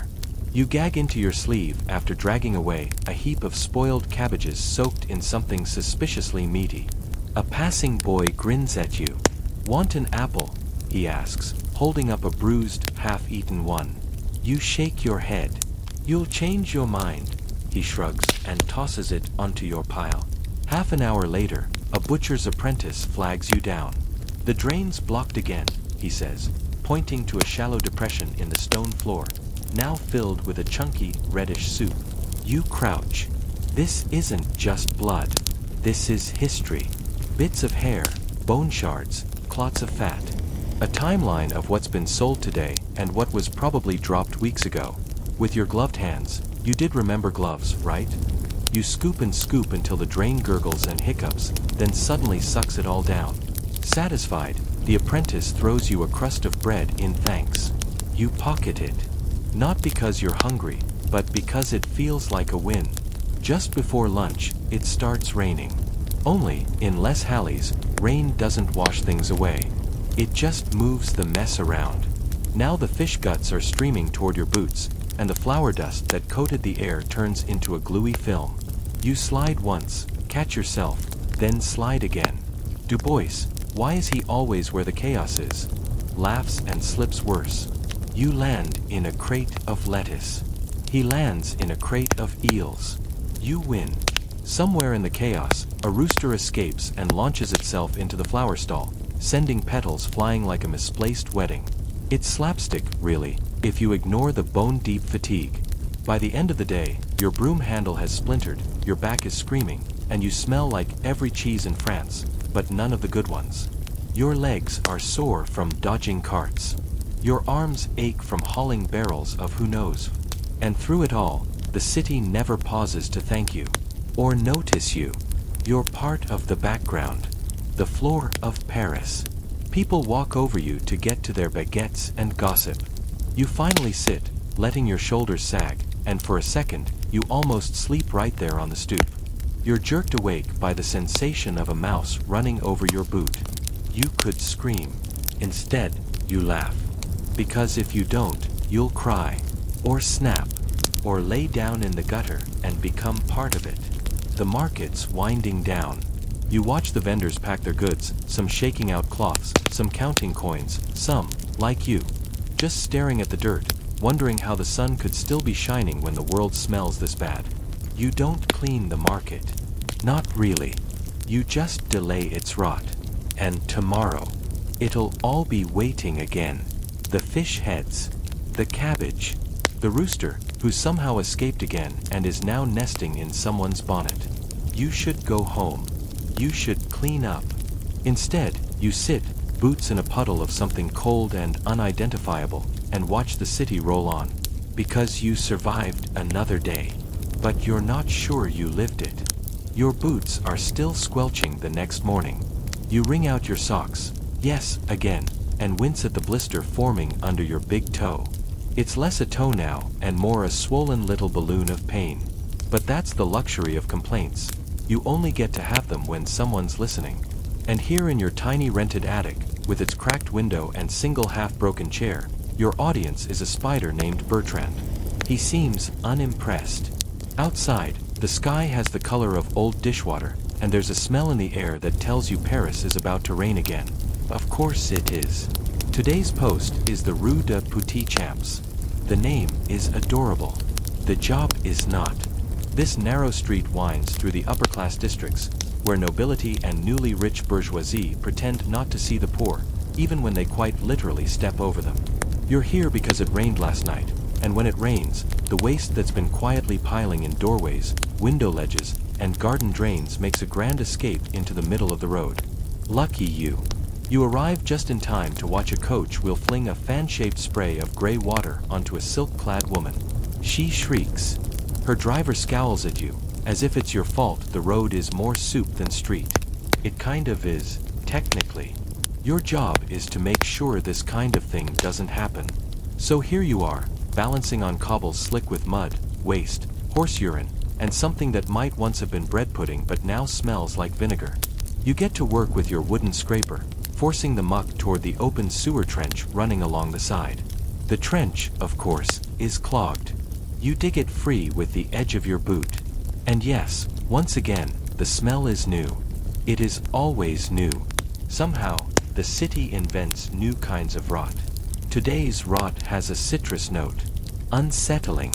You step aside as a group of powdered gentlemen sweep past in bright coats, discussing a theater piece with the intensity of generals in battle. They don't notice you. But one of them coughs into a handkerchief, and the sound is wet. Tuberculosis. A cold. Just Paris being Paris? Historians still argue whether disease in 18th century Paris spread faster because of the lack of sanitation or the overcrowded housing. Probably both. The rich had slightly better odds, assuming they didn't also insist on dousing themselves in arsenic-laced cosmetics and lead powder. A boy comes barreling out of a side alley. His shirt is too big, his hair wild. "Mr. Cleaner," he shouts, pointing. "Dead cat again." Again. You follow him to a doorstep where, indeed, a large, very deceased cat lies sprawled in a puddle. Its fur is matted, its mouth agape. The boy pokes it with a stick. "Don't do that," you mutter, and gently scoop the animal into a bucket you were saving for laundry water. You sigh. He follows you. "My papa says dead cats in the street mean revolution's coming." You raise an eyebrow. "Is your papa a philosopher?" He grins. "Nah. He's a butcher." You nod. "Same thing. It's only half a joke. The streets have been louder lately. Pamphlets blowing down alleys like dry leaves. Conversations that hush when anyone official walks past. People are tired. Tired of taxes. Tired of waste. Tired of dying of things they can't name. You're tired too. But mostly of the smell. Halfway through the morning, the storm hits. Rain lashes the street, transforming the cobbles into a riverbed. You retreat to the side, but the runoff sloshes over your boots. You can't tell if the warm liquid is rain, gutter juice, or both. And just like that, you're back in the thick of it. Chasing floating trash with a rake. Pulling leaves and dog fur from drains. At one point, you swear a rat swims by on a piece of baguette like it's a raft. You know the city by its garbage now. You know which neighborhoods eat more meat. Which ones use more perfume. Which ones throw their wine out half full and which ones drink it to the last drop. You know where the chamber pots are emptied most carelessly, where the dogs roam wild, where people spit on the ground more than they speak. This city is your patient, and she is very, very sick. Midday brings a curious event. A man in velvet breeches approaches you, holding a small notebook. "Excuse me," he says. "May I observe your technique?" You stare. Observe. "Yes, I'm writing a treatise on the state of Parisian sanitation." You blink. "Good luck." He squints. "How do you prioritize?" You shrug. "If it's moving, I chase it. If it's steaming, I bury it. If it's biting, I throw bread at it and hope it changes direction." He scribbles furiously.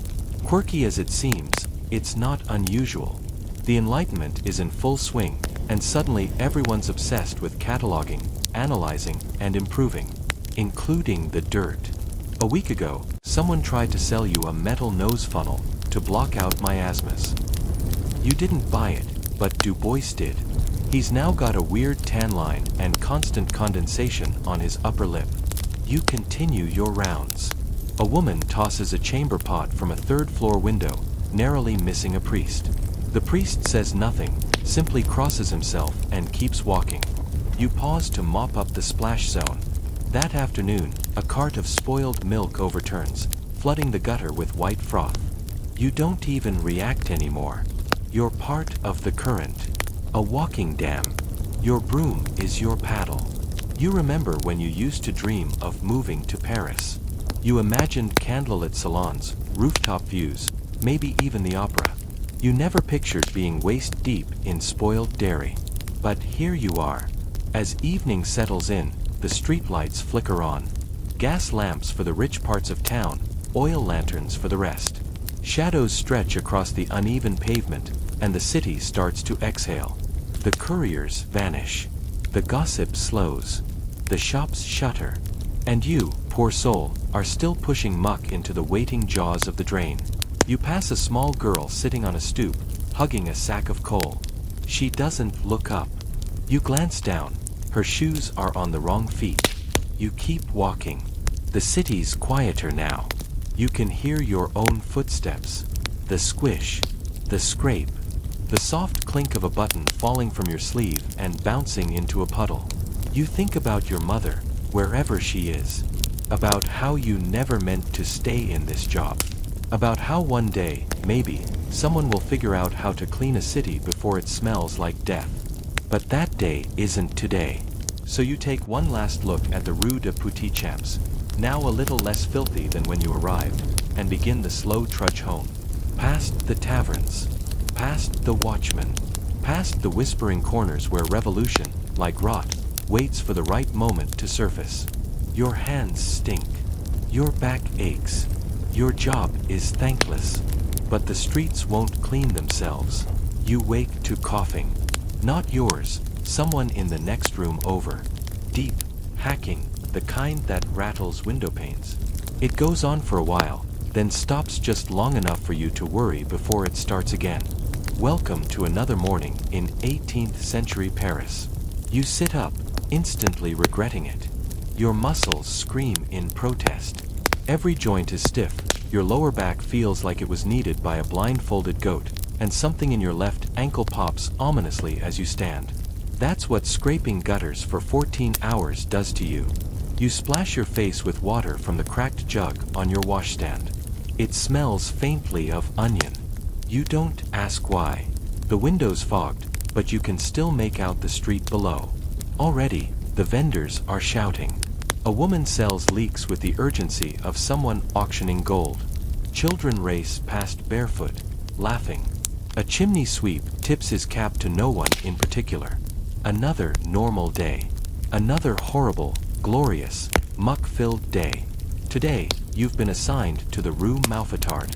And hoo boy, this street is famous. Narrow, winding, and ancient even by Paris standards, Rue Mouffetard has more stories in its stones than the people walking it. It cuts through the Latin Quarter, a mishmash of scholars, students, vendors, washerwomen, fishmongers, and the occasional escaped goat. You get the feeling the street itself could get up and recite poetry if it had a mouth. But it also stinks. Constantly. Some say the smell has been here since Roman times. You gather your gear, rake, broom, the small tin pail you've patched 5 times, and head out. As you descend toward Rue Mouffetard, the air changes. The scent here is rich and fermented. Not exactly unpleasant, just overwhelming. You pass a cheese stall, and the smell nearly folds you in half. There are entire genres of stink here. Historians still argue whether this part of Paris had a uniquely rancid microclimate, or if it was just the high concentration of very stubborn cheesemakers. Your first task, clearing a corner where runoff from 3 alleys merges into one fetid delta. You poke at the slime with your rake and realize it's solidifying. You stomp down, trying to dislodge it, and immediately regret that choice. Whatever you stepped on was alive. Or used to be. Possibly both. You turn to see a crowd gathered around a street preacher on a crate. He's shouting about sin, plague, and the dangers of wearing rouge. His beard flutters dramatically with every warning. A woman selling oysters interrupts him by offering a free sample to anyone who can recite a psalm. A drunk accepts the challenge and forgets halfway through, launching into a bawdy song instead. No one bats an eye. Just another Tuesday. A student in a dusty coat approaches you. Is it true, he asks, that Paris floods because the gods are angry? You glance at the sewer trench, overflowing again. Sure, you say. Gods hate trash. He nods solemnly, then writes something in a little notebook. You suspect it'll turn up in a pamphlet by morning. You work your way downhill, following the natural flow of waste. That's the thing about Rue Mouffetard. It slopes, like it's trying to wring itself out. The street is self-draining, if you consider draining to mean funneling every horrible thing to the lowest point possible. That lowest point, lucky you, is where you spend most of your shift. Here, the water's a deep brown green. You see a slipper float by, followed by a fish. You hope it's a fish. You hope harder when it blinks at you. You pause under a bakery window. The smell of fresh bread cuts through the stench like a hymn. For a moment, you close your eyes and imagine working there. Warm flour, clean aprons, Maybe a nice older woman who calls you Sherry.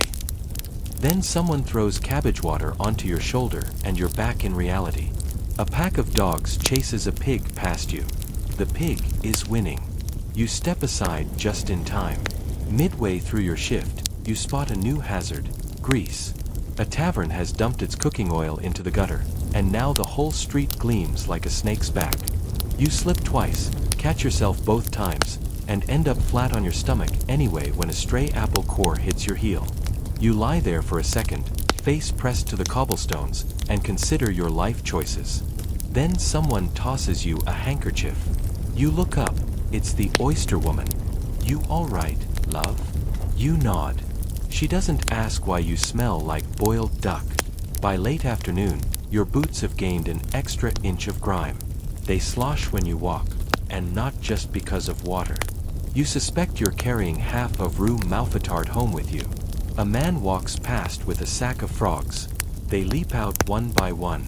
He doesn't notice. You try to help catch them but give up after one hides under your bucket. Then, a commotion. A horse-drawn cart has gotten stuck in the sludge. The wheels spin uselessly. The driver curses creatively. A crowd gathers. Some laugh, others argue about leverage. You wade into the muck and, using your rake and a few bricks, help wedge the wheel free. The crowd cheers. The driver tosses you a coin. You pocket it without looking. You know better than to check if it's real. Quirky detail of the day: a man with a trained goose passes by, tipping his hat. The goose honks politely. As the sun begins to set, Rue Mouffetard doesn't calm down. It changes color. Lanterns glow in the windows, and the smell shifts to roasted meat, spiced wine, and the ever-present undertone of decay. Students sing on street corners. Someone plays a lute badly. Lovers argue. Cats scream at each other from rooftops. You're still working. There's always one more spill. One more pile. One more reason to stay until the street looks vaguely less haunted. At one point, a boy offers you a sweet wrapped in parchment. You take it. He smiles, then runs off. The sweet is sticky, possibly licorice, possibly tar. You eat it anyway. And then, just as you're about to leave, it starts to rain. Of course. The rain hits hot cobblestones and lifts the stench in thick waves. You gag, but keep moving. This is what you do. You're not a cleaner. You're a tide, carving paths through a city that pretends it doesn't need you. You reach the end of Rue Mouffetard and look back. It's better. Not clean. Never clean. But less chaotic. You'll take that. You turn toward home, feet dragging, eyes stinging, stomach growling. You pass a painter capturing the street by lantern light. He nods at you. Hold still, he says. You're part of it. You smile, faintly. Maybe that's the closest you'll get to recognition. A shadow in the background. A streak of movement. A person-shaped smear of history. You keep walking. You sleep hard and wake harder. It's still dark out. Of course it is. The air smells like wet wool and cold stone, which is actually a step up from yesterday's garbage soup. You roll out of bed like you're being poured, every joint complaining. Your dreams were strange, running through alleyways, dodging flying chamber pots, chasing a goose that somehow had your rake in its beak. Not exactly restful. This morning, you're told you've been reassigned. Not just to a new street, but to a new area. The outer faubourgs. The liminal space between city and countryside. The half-feral edge of Paris where even maps start to shrug. You're not sure if it's a promotion, punishment, or just someone spinning the job wheel and seeing where it lands. It's a long walk, and as you go, Paris changes. The neat symmetry of upper-class boulevards gives way to crooked houses and chicken-foot alleyways.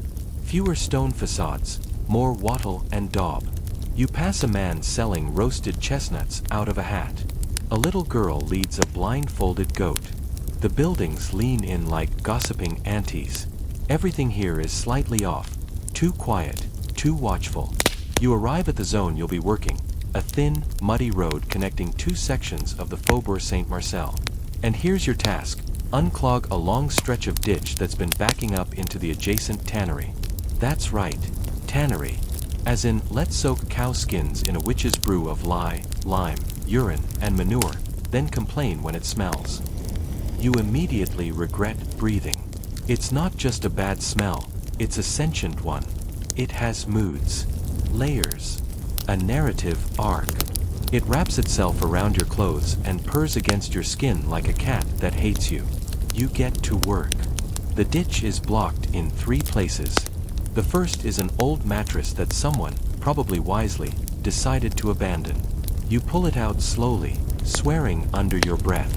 As it comes free, it belches a bubble of gas the size of a melon. You dodge it just in time. It pops with a whimper. The second blockage is a carpet of hair. You wish you were joking. It looks like someone swept a barbershop's worth of clippings into the gutter, then left it to compost into a sentient doormat. You try to rake it, but it grabs the tines. You resort to yanking it apart by hand, trying not to gag. This is the moment a fancy carriage rolls by. Inside, 2 women in powdered wigs glance at you. One makes eye contact. Her nose wrinkles. She turns away. You feel like an exhibit. You mutter something about how at least your skin isn't slowly being bleached by lead-based makeup. You say it too loud. The driver hears you and smirks. Finally, the third blockage. Bones. Just bones. Not a full skeleton. Just fragments. Cow, probably. You hope. The tannery disposes its waste in creative ways, and this is clearly one of them. You fish them out one by one, muttering names like Gertrude and Clovis under your breath to amuse yourself. When you find a jawbone with all its teeth, you tuck it into your bag. Why not? Maybe it'll scare off rats. Rats. You don't even flinch anymore. They scamper past your boots like they're part of the scenery. One bold fellow sits on a rock and watches you work. You name him Bertrand. You scrape and scoop, your back on fire, your legs going numb, your mind wandering. You think about what you'd do if you weren't doing this. Would you bake? So, write pamphlets about urban reform and how cities shouldn't be designed like digestive tracts? Probably not. You're not literate. It hits you, again, how few choices you really have. Somewhere down the road, a church bell rings. You've been working for hours. The ditch is finally flowing again, a slow, sinister trickle that smells like old promises and dead soap. A tanner walks by and grunts something that might be approval, or indigestion. You accept it either way. You move on to the next segment, where the ditch intersects with a washing zone. Here, women beat linens against stones while gossiping with machine gun efficiency. They pause when they see you. One calls out, "Found anything good in there today?" You hold up the jawbone. Laughter erupts. One of them actually claps. They offer you a slice of bread with something smeared on it. You don't ask what. You eat it. It's salty and weirdly crunchy. Possibly fish. Possibly not. A girl around 10 sidles up to you. Are you the one who cleaned Rue Malfatard yesterday? You blink. Yeah. My brother said he saw you fall on your face. You sigh. He wasn't wrong. She grins, then runs off. Fame, of a kind. By early afternoon, the sun's high and the ditch has become a muddy ribbon again, flowing with all the grace of a slow leak. You sit on a nearby step, wringing out your socks. You realize they're not your socks. Somewhere along the way, you must have grabbed someone else's pair. Possibly from a line. Possibly from a ghost. They're softer than yours, so you don't ask questions. A cart rolls by with barrels labeled, "Not for human use." You instinctively hold your breath. Behind you, someone shouts in surprise. You turn to see a man gesturing at a leather strap stuck to the bottom of his boot. He scrapes it off and flings it directly into your cleaned ditch. You just stare at him. He shrugs. It's the gutter. It's for things. You consider chasing him with your rake. You don't. Instead, you sigh. Pick up the strap. Toss it into the barrel marked maybe leather, maybe meat. No one's really sure anymore. As the sun begins to drop, the outer faubourg starts to shift. Children run barefoot over cobblestones. A man practices juggling with cabbages. A dog with only 3 legs limps past, wearing a ribbon. The smell's mellow, less tannery, more stew. You hear singing in the distance. Someone's lighting lanterns strung between 2 trees. It feels almost sweet. Until the wind shifts and the ditch lets out a fart so massive you consider fleeing the country. You get up. Wipe your hands on your pants, which no longer deserve the term pants, and now more closely resemble historical artifacts. You pack your tools. As you start the long walk back, you pass a cluster of boys playing cards with stained scraps of paper. One looks up and says, "Hey, that's the ditch man." You wave. They cheer. One throws a rock. It misses. You take it in stride. You're filthy. You're tired. You smell like beef broth and despair. But Rue Mouffetard is cleaner. The faubourgs are flowing. And someone, somewhere, knows your name. Well, your job. But close enough. You trudge home through a city that'll never remember you, but couldn't survive without you. You dream of water. Not clean water. Never that. More like water that dreams it's clean, but wakes up thick with memory and a slow, gray swirl. In your sleep, you chase it. When you catch it, it turns to ash. And then, you wake up. Your arms feel like overcooked noodles. Your back has decided to strike. But duty calls.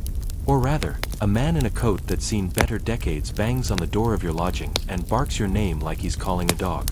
"New assignment," he grunts, tossing you a bundle of rags you suspect are meant to be your new clothes. Big event. Royal inspection coming. You blink. Royal. He doesn't explain. He just walks away. You peel open the bundle. It's colorful. Garish, really. Stripes and patches. A frilly collar. Someone clearly believes that a street cleaner can be decorative, like a potted plant, just with more grime and less dignity. You put it on.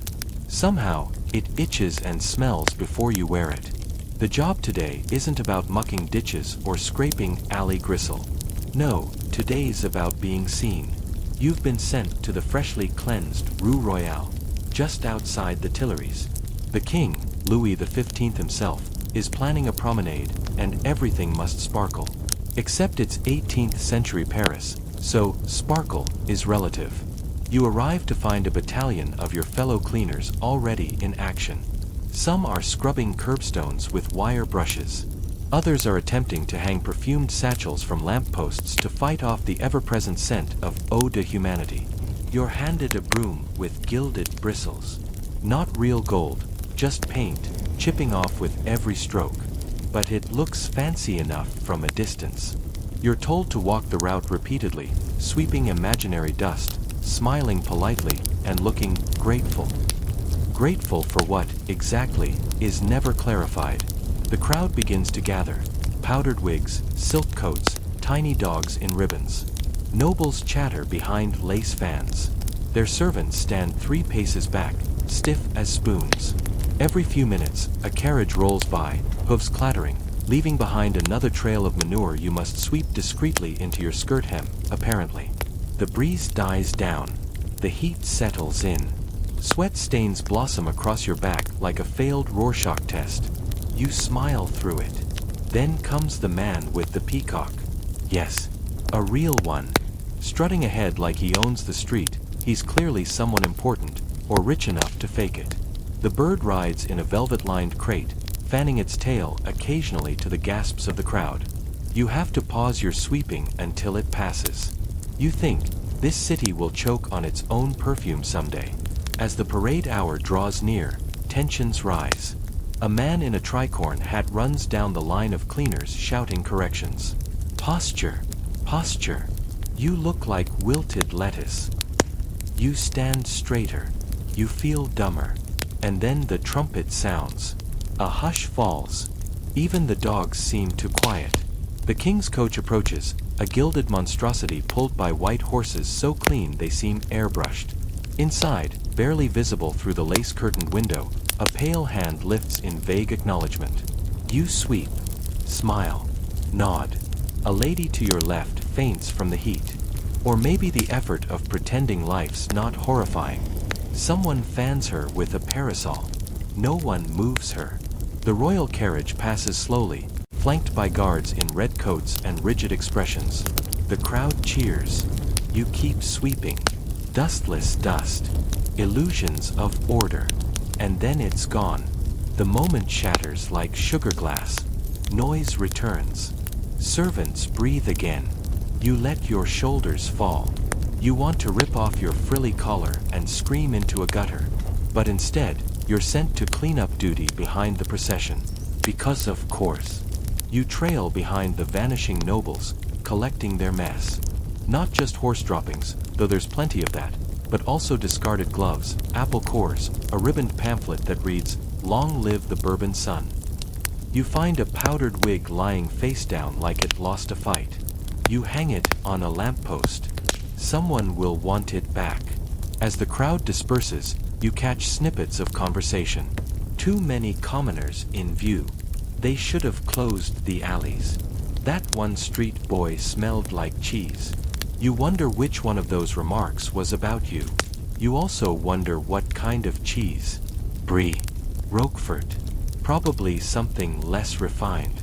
Around the corner, you spot another cleaner slumped on the curb, his face buried in his hands. You sit beside him. "Name's Rene," he mumbles. "Used to be a cobbler. Got kicked out when I lost my last." You nod. "Street cleaner now." He chuckles darkly. "Not cleaner. Camouflage. That's what we are. They can't fix the rot, so they cover it with us." You don't disagree.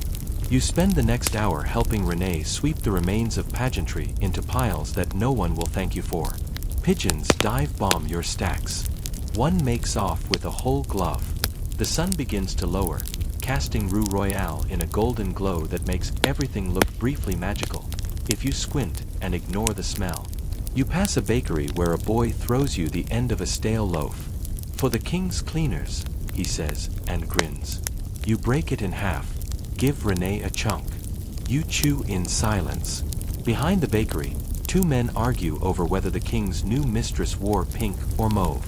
Historians still argue whether it was truly the Duchess of Châteauroux or one of her rivals, one says. You almost laugh. Even rumors are overswept here. By evening, the square is mostly empty. A few carriages rattle home. The perfumed bags hang limp. One has burst, leaking lavender and mold. You remove it, toss it into your cart. You're dismissed with no thanks. You return home with aching arms, a streak of horse something across your chest, and a sense that you were a footnote in someone else's fantasy. That night, you scrub the day's fake gold paint off your hands. It's stubborn. You realize your fingers look older than you remember. You light a candle stub. The flame wobbles. You stare at it. You are, in a strange way, invisible. And yet, today you were in the thick of it. A human buffer zone between monarchy and muck. And tomorrow, back to the gutters. Probably the one behind the butchers again. Maybe worse. But tonight, you were the sparkle on top. Sort of. The stink wakes you before the sun does. Not the usual stink, that comfortable rot of piss, pig guts, and people marinating in themselves. No, this one's off. Sour and sharp. Like vinegar left in a dead man's shoe. Your nostrils flare involuntarily. You pull your thin blanket tighter and try to ignore it. But it clings. Slithers into your mouth. You sit up with a groan and shuffle toward the window, hoping for air. What you get is worse. Smoke. Thick, dark ribbons of it curling between rooftops, blooming from somewhere not too far. And with it, the unmistakable clang of a bell. Not a church bell. The bell. Fire. You groan again, louder this time, because a fire in 18th century Paris is never just a fire. It's an invitation, no, a demand, for street cleaners like you to plunge into chaos with a bucket and a prayer. You throw on your trousers. Shirt. No time for shoes. Someone's already screaming down the lane. Rue du Renard. Fire at the Coopers. Coopers. That's barrels. Tar. Wood. Great.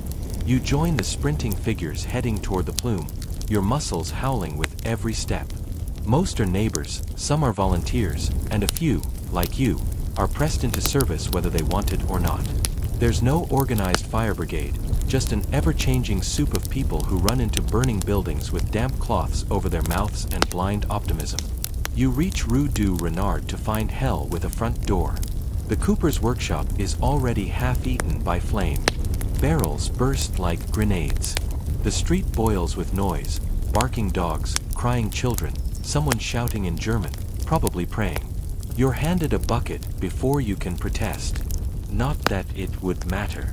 The firefighting system is hilariously crude. A chain of people forms between a nearby fountain and the inferno, passing water hand to hand. You jump into the line, sweat already streaking your cheeks. The bucket's weight increases with each pass, like it knows you're getting tired. Here's a mainstream historical fact for you. 18th century Paris had no professional fire department. The job fell to whoever was nearby and could hold a bucket without fainting. You were the infrastructure, the hope, the sacrifice. But back to you, and the smoke clawing its way down your throat. As you reach the bucket forward, a child bolts from the house next to the Coopers. A woman screams, his mother. She tries to run after him, but a neighbor grabs her. The boy is gone inside before anyone can stop him. You freeze. You do not want to do what you're about to do, and yet, your feet move. You drop the bucket. You shove through bodies and cough your way into the smoke. Inside, everything is noise and red. You can't see a thing. Just flickering walls and a chorus of creaks and groans like the building is trying to speak its last words. You duck beneath a collapsing beam, scream the boy's name, though you don't know it. You shout, Petit, Petit Garçon, hoping it lands somewhere. Then, a cough. Behind a barrel stack. You find him curled up, arms over his head, shaking. You grab him. He bites you. Fair. You wrap him in your shirt and charge out just as the roof sighs and folds in on itself behind you. Outside, someone snatches the boy from you. You collapse onto the cobblestones, sucking in the ashy air like it's a luxury perfume. Someone puts a damp cloth on your forehead. A woman, maybe. Her hands smell like onions. You think, this is how you die. Heroic, yes, but pointlessly so. But you don't die. At least, not today. Instead, you lie there, dazed, as the crowd roars in panic. A chunk of flaming roof tile sails past your head. The bucket chain continues, frantic and futile. And then, blessedly, rain. A fine drizzle at first, then a proper downpour. Of course it starts after you run into the fire. Still, the timing is poetic enough to be annoying. The fire sputters under the rainfall. Hissing. Protesting. The building gives one last wheeze before slumping into a soggy carcass of embers and regrets. You sit up slowly. Your palms are black. Your lungs feel sandpapered. But your shirt is in tatters, and that kid is alive. No one thanks you. Eventually, you're sent home, limping and covered in soot. Your reward is knowing you'll be scrubbing ash from your skin for the next 2 days with soap that smells like boiled socks. And you're not even done. Because the fire didn't just destroy the Cooper's place, it weakened the neighboring structures too. You're told to report the next morning to help evaluate safety, which in street cleaner language means poke stuff with a stick and hope it doesn't fall on you. The next day, you arrive at the charred husk. A man in a faded uniform and spectacular mustache waves you over. He's some kind of city functionary, possibly drunk, definitely sweaty. You, he barks. Test those beams. You look at the beams. They look back, unimpressed. You prod one with a broom handle. It creaks ominously. Good enough, says the mustache. Later, you're sent inside with a few others to retrieve salvageable items. You find a melted kettle, Some coins fuse together, a wooden doll with half a face. You pocket the coins. The others do, too. No one says anything. You pass a charred book and pause. Its title, Less Metamorphoses.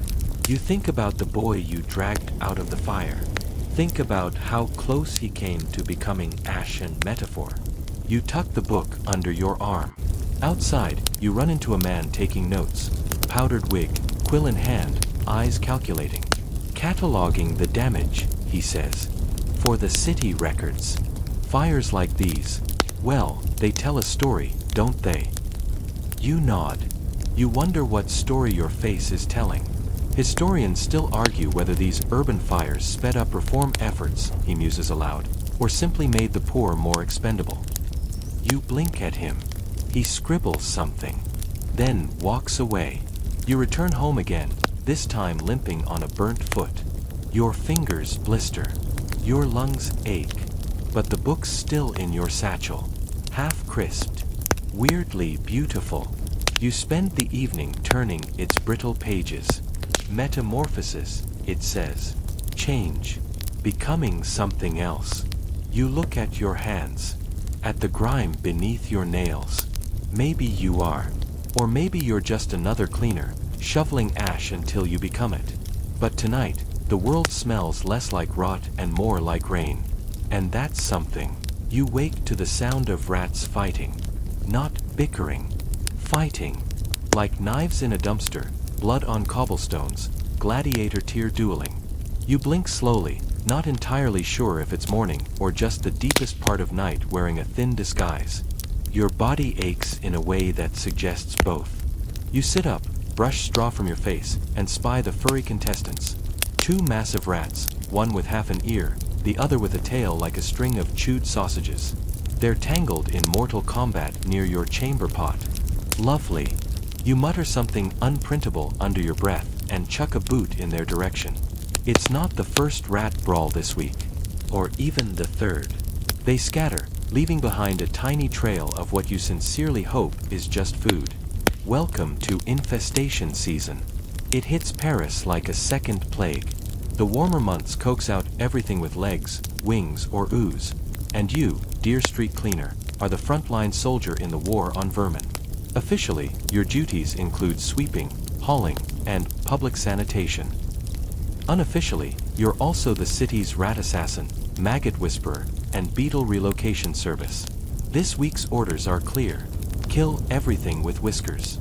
And so, armed with a blunt shovel, a sack, and about 4 hours of sleep, you stumble into the streets. Your first stop is the fish market, obviously. A paradise for pests. Half-gutted trout glisten in the sun, and gulls scream overhead like they're auditioning for an opera. Beneath the stalls, rats scurry between entrails and onion peels, smug as nobles. You jab your shovel under a crate and hear a squeal. 1 down. 19 to go. Here's a solid historical fact to mull over. Paris in the 1700s was overrun with rats, many of which were emboldened by the steady buffet of rotting food, waste, and corpses. The Seine often overflowed, flushing sewers into streets. That gave vermin a shortcut into homes and businesses, like a very damp, very gross VIP entrance.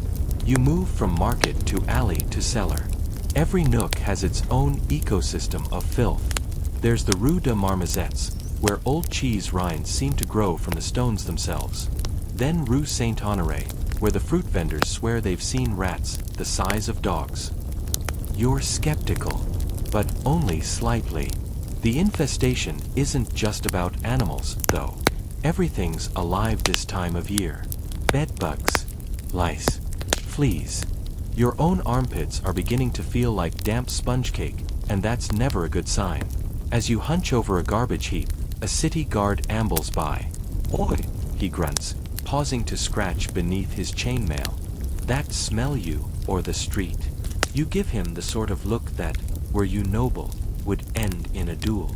But you're not, so instead you say, bit of both. He laughs and strolls on. The pile you're working on isn't just garbage. It's the composting dreamscape of the Parisian underclass. Half-eaten turnips, bits of lace, broken crockery, feathers, fingernails. Some of it's moldy, some of it's moving. You prod deeper. A swarm of flies explodes upward, buzzing so loud it sounds like applause from hell. You close your eyes, mouth clamped shut. They land on your cheeks, your hands, your eyelids. You try not to gag. You fail. A dry heave later, you realize something else. The ground is too soft. You dig deeper, cursing every decision that brought you here. Beneath the refuse is a burlap sack. Stiff, heavy, too long for anything good. You peel it back and there it is. A body, not fresh, not skeletal. The awful middle stage. You stumble backward. The flies return instantly, claiming their prize. Someone behind you whistles low. It's old Bastian, a candlemaker turned unofficial death spotter. That's the 4th this month, he mutters, as if reading a grocery list. Folk dump em here.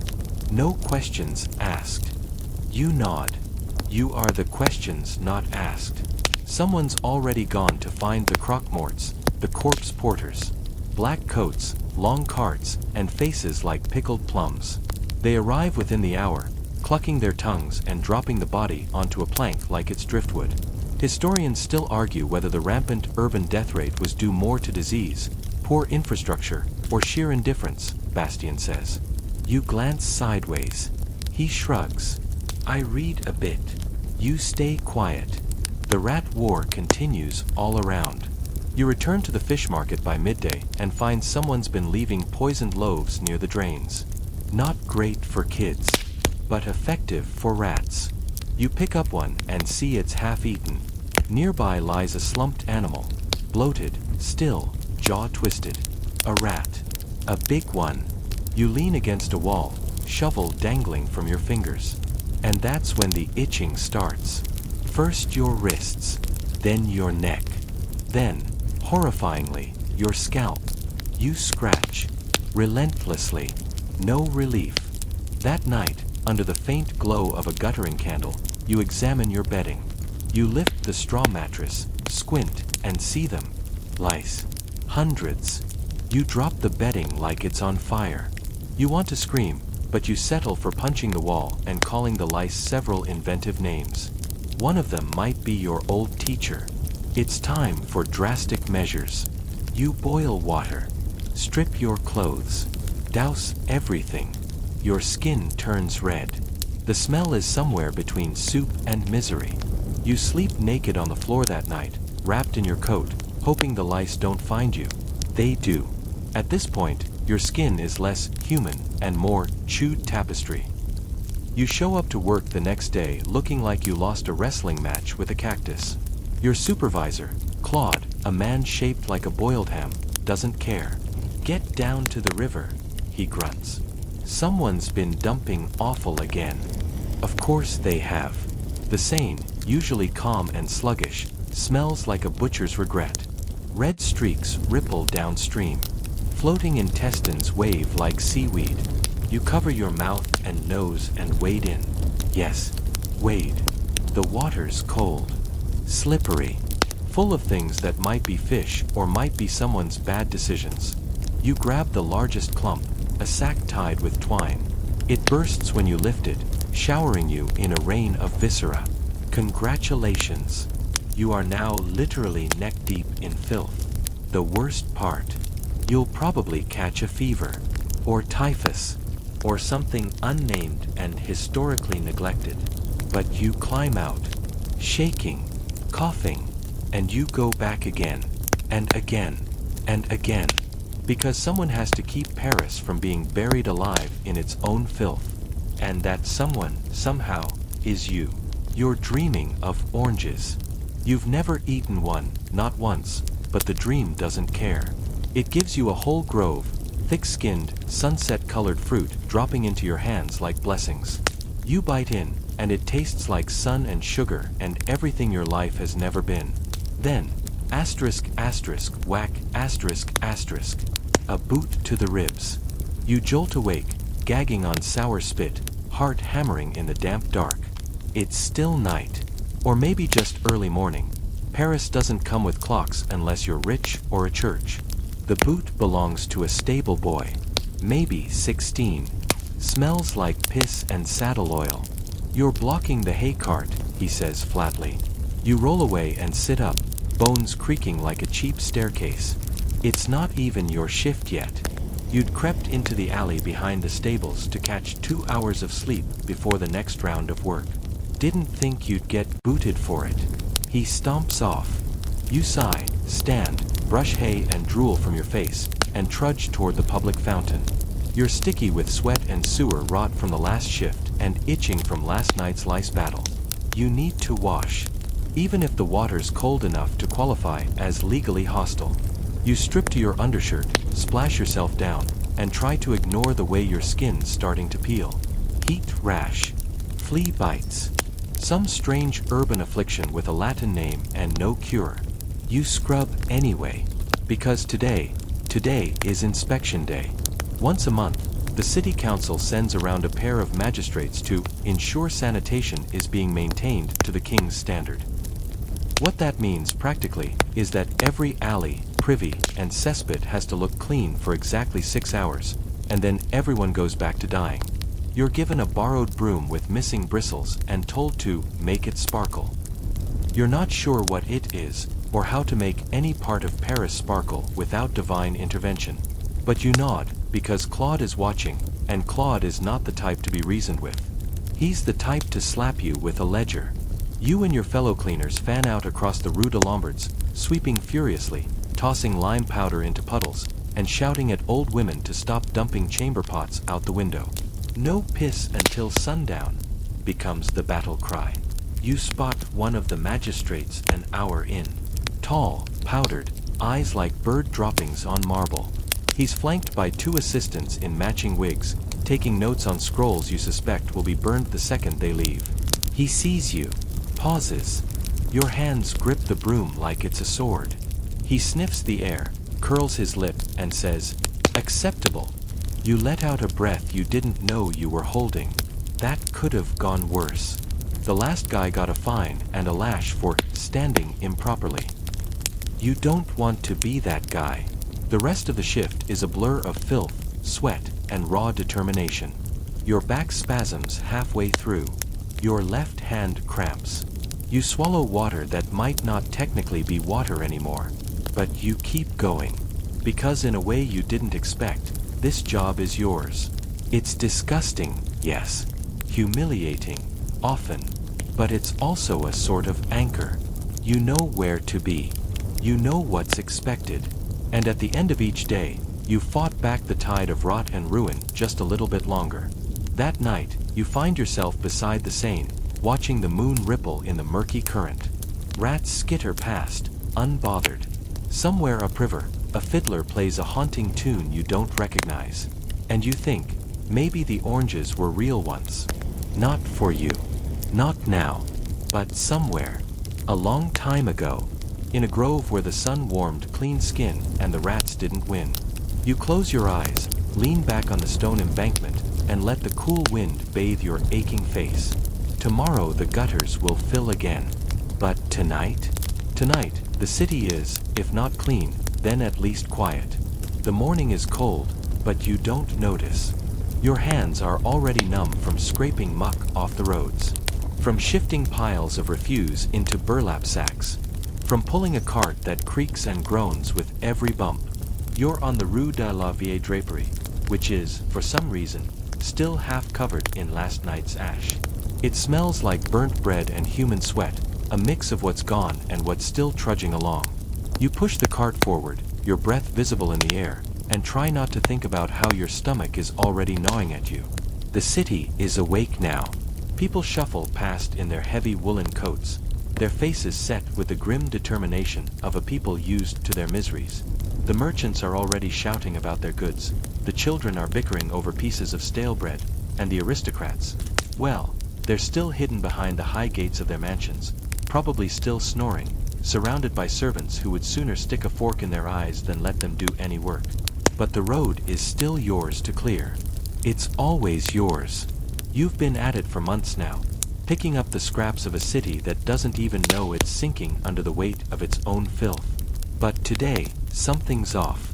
Maybe it's the way the street is unusually quiet for this time of day. Or maybe it's the way the carts are stacked higher than usual, like the refuse has suddenly doubled in volume. Whatever it is, you feel it. Something's coming. The sound of boots echoes down the street. Heavy. Purposeful. You look up, just in time to see a squad of city guards approaching. They march with the kind of confidence that only comes from having the power to break anyone who gets in their way. Their leather tunics creak with every step. They're not here to buy bread or haggle over fish. They're here for something else. Your heart skips. You turn to look at the cart, and for a second, it feels like the weight of it is going to pull you into the dirt. But you straighten up and push it forward, like the mess of this city could somehow disappear if you just move fast enough. As they get closer, one of the guards looks at you with disdain, his lip curling in the same way the magistrate did the other day. The same way the shopkeepers do when you pass by. You're supposed to be cleaning, he sneers. Not standing there like some beggar. You swallow. You know the rules. And you know the consequences of not following them. I'm working, sir, you say, your voice thin and shaky. He steps closer, squinting at you like you've just said something offensive. The others stand behind him, waiting. For a moment, the whole street seems to hold its breath. Get moving, the guard snaps. He motions to your cart. You've got work to do. Or are you planning on taking the rest of the day off? You nod quickly, then grab the handles of the cart and start moving again. You're shaking. Your legs feel like they're made of stone, but you keep walking. One step after another. The sound of boots behind you, the weight of their judgment pressing into your back. It's the same every day, but today, it feels like it's more. Like the city's watching you, waiting for you to break. And then, as if by some miracle, they turn down a side street, their boots fading away into the distance. You keep walking. You keep pulling the cart. The pile of refuse grows heavier with every step, but there's something else now, too, a sense of urgency. Like the city's not just full of trash, it's full of something worse. Something you can't quite see yet, but you feel it in your bones. By mid-afternoon, the sun breaks through the clouds, but it doesn't feel warm. The heat from your back and the cart is enough to make you sweat, but it does little to ward off the creeping cold in your chest. The road is empty again. You keep working. You don't stop. You don't think. By evening, you've been at it for so long that your muscles are begging you for a break.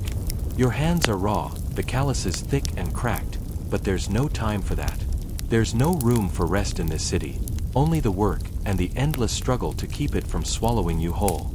You finally drag the cart to the public square, where the others are finishing their shifts. You've done your part. You've moved the waste. You've scrubbed the gutters. You've bent your back to the city's demands, and you've survived one more day. But the work never ends. It can't. It's a city built on refuse, and it always will be. As you make your way home that night, past the same narrow streets and grimy buildings, you can't shake the feeling that you're not just cleaning anymore. You're trying to escape something. You wonder how long it'll be before the city swallows you whole, too. You trudge through the half-light of early dawn on Rue de Prévert, your boots sloshing in half-frozen muck. The city's heart beats here in murmurs, the footsteps of merchants, the soft clink of shop shutters unlocking, the distant clip-clop of carriage wheels on cobblestones. But beneath it all lies the constant undercurrent, the gurgle and drip of filth neglected, lingering in every crack and crevice.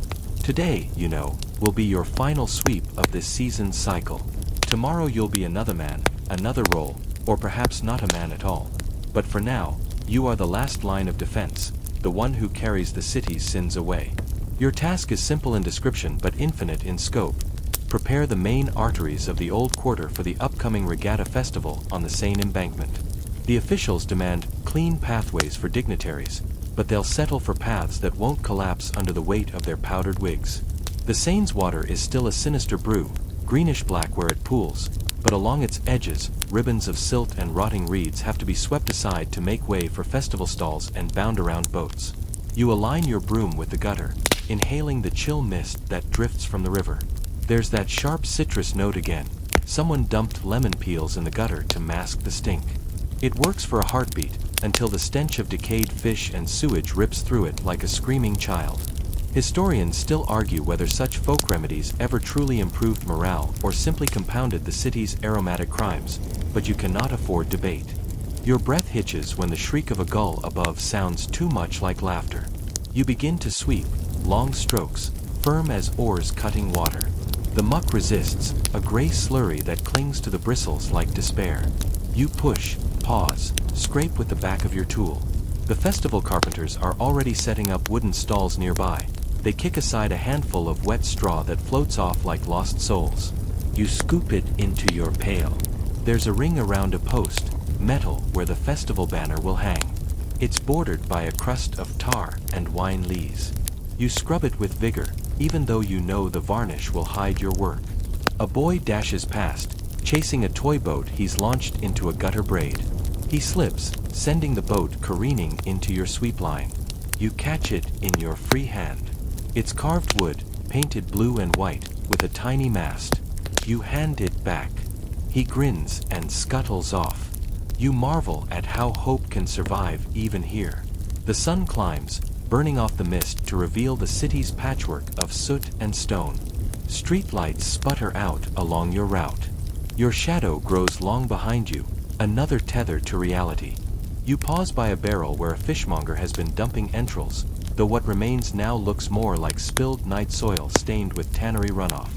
You grab your shovel and scrape it free. It slides into the channel in a wet exhalation.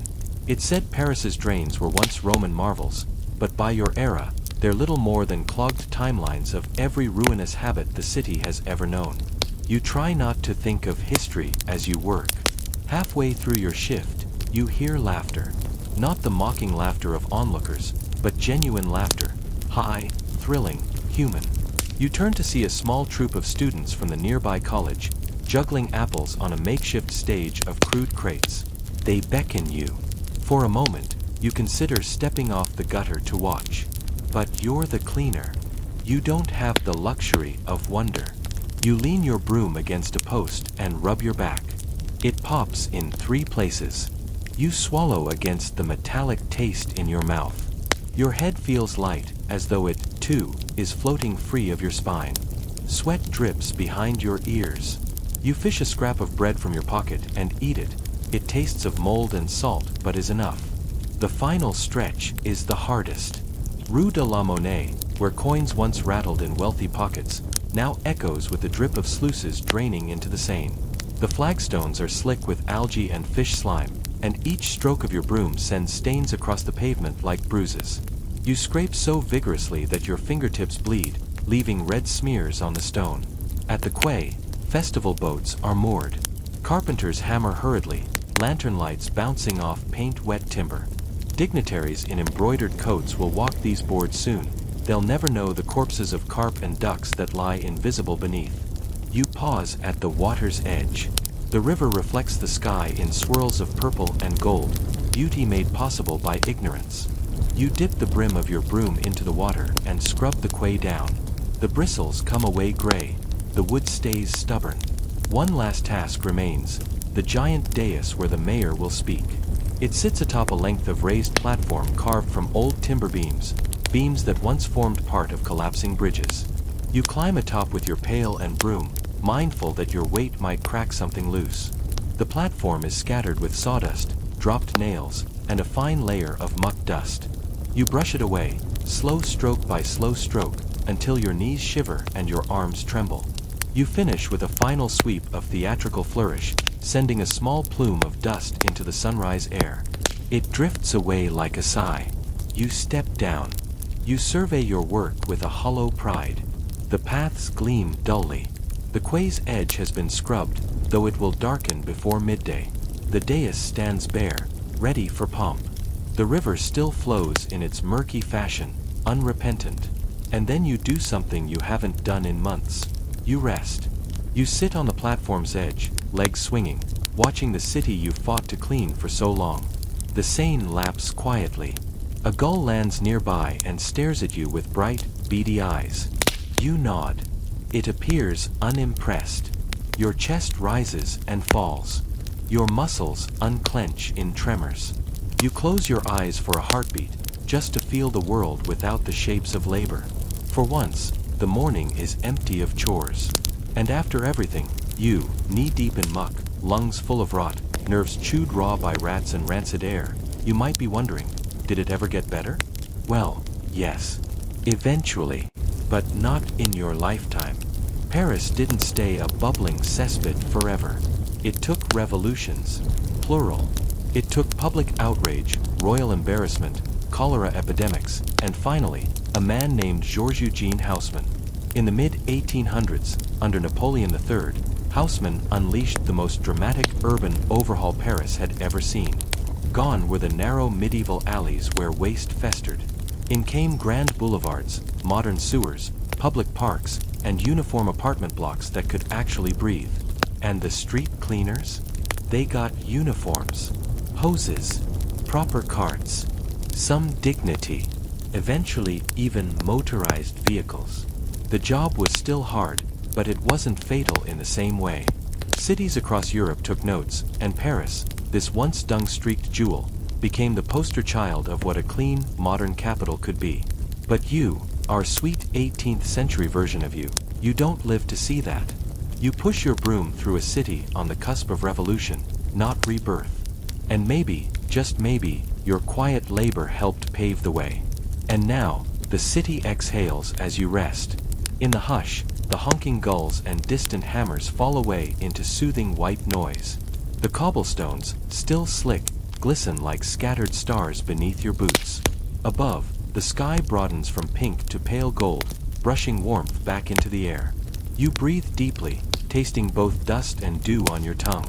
Each inhalation carries the faintest promise of change, of seasons shifting, of festival cheers soon lighting every lanterned alley, of laughter echoing where gutters once gurgled. In your bones, the ache softens. Your fingers cease to burn. Even your back, bent these many months to the city's unrelenting demands, finds a moment's straightness. You let your shoulders melt, surrendering to gravity's tender embrace. For an instant, you are neither cleaner nor scapegoat, but simply a body at rest, part of the city's hidden pulse, no longer the instrument of its survival. As the first carriage rolls onto the quay, the air fills with low greetings and polished boots. You stand, brushed by a current of excitement you forgot you could feel. The festival begins without fanfare, only with soft applause and strolling minstrels. Yet in that gentle crescendo, you hear something unexpected: gratitude. Not from gilded lords or silk-robed aristocrats, but from the pavement itself. It whispers your name in each passing footstep, the quiet gratitude of a world spared one more day of ruin. You smile, a small, weary curve. The city glows in its imperfect splendor, and for the first time, you realize that survival itself can feel like triumph. Sweet dreams.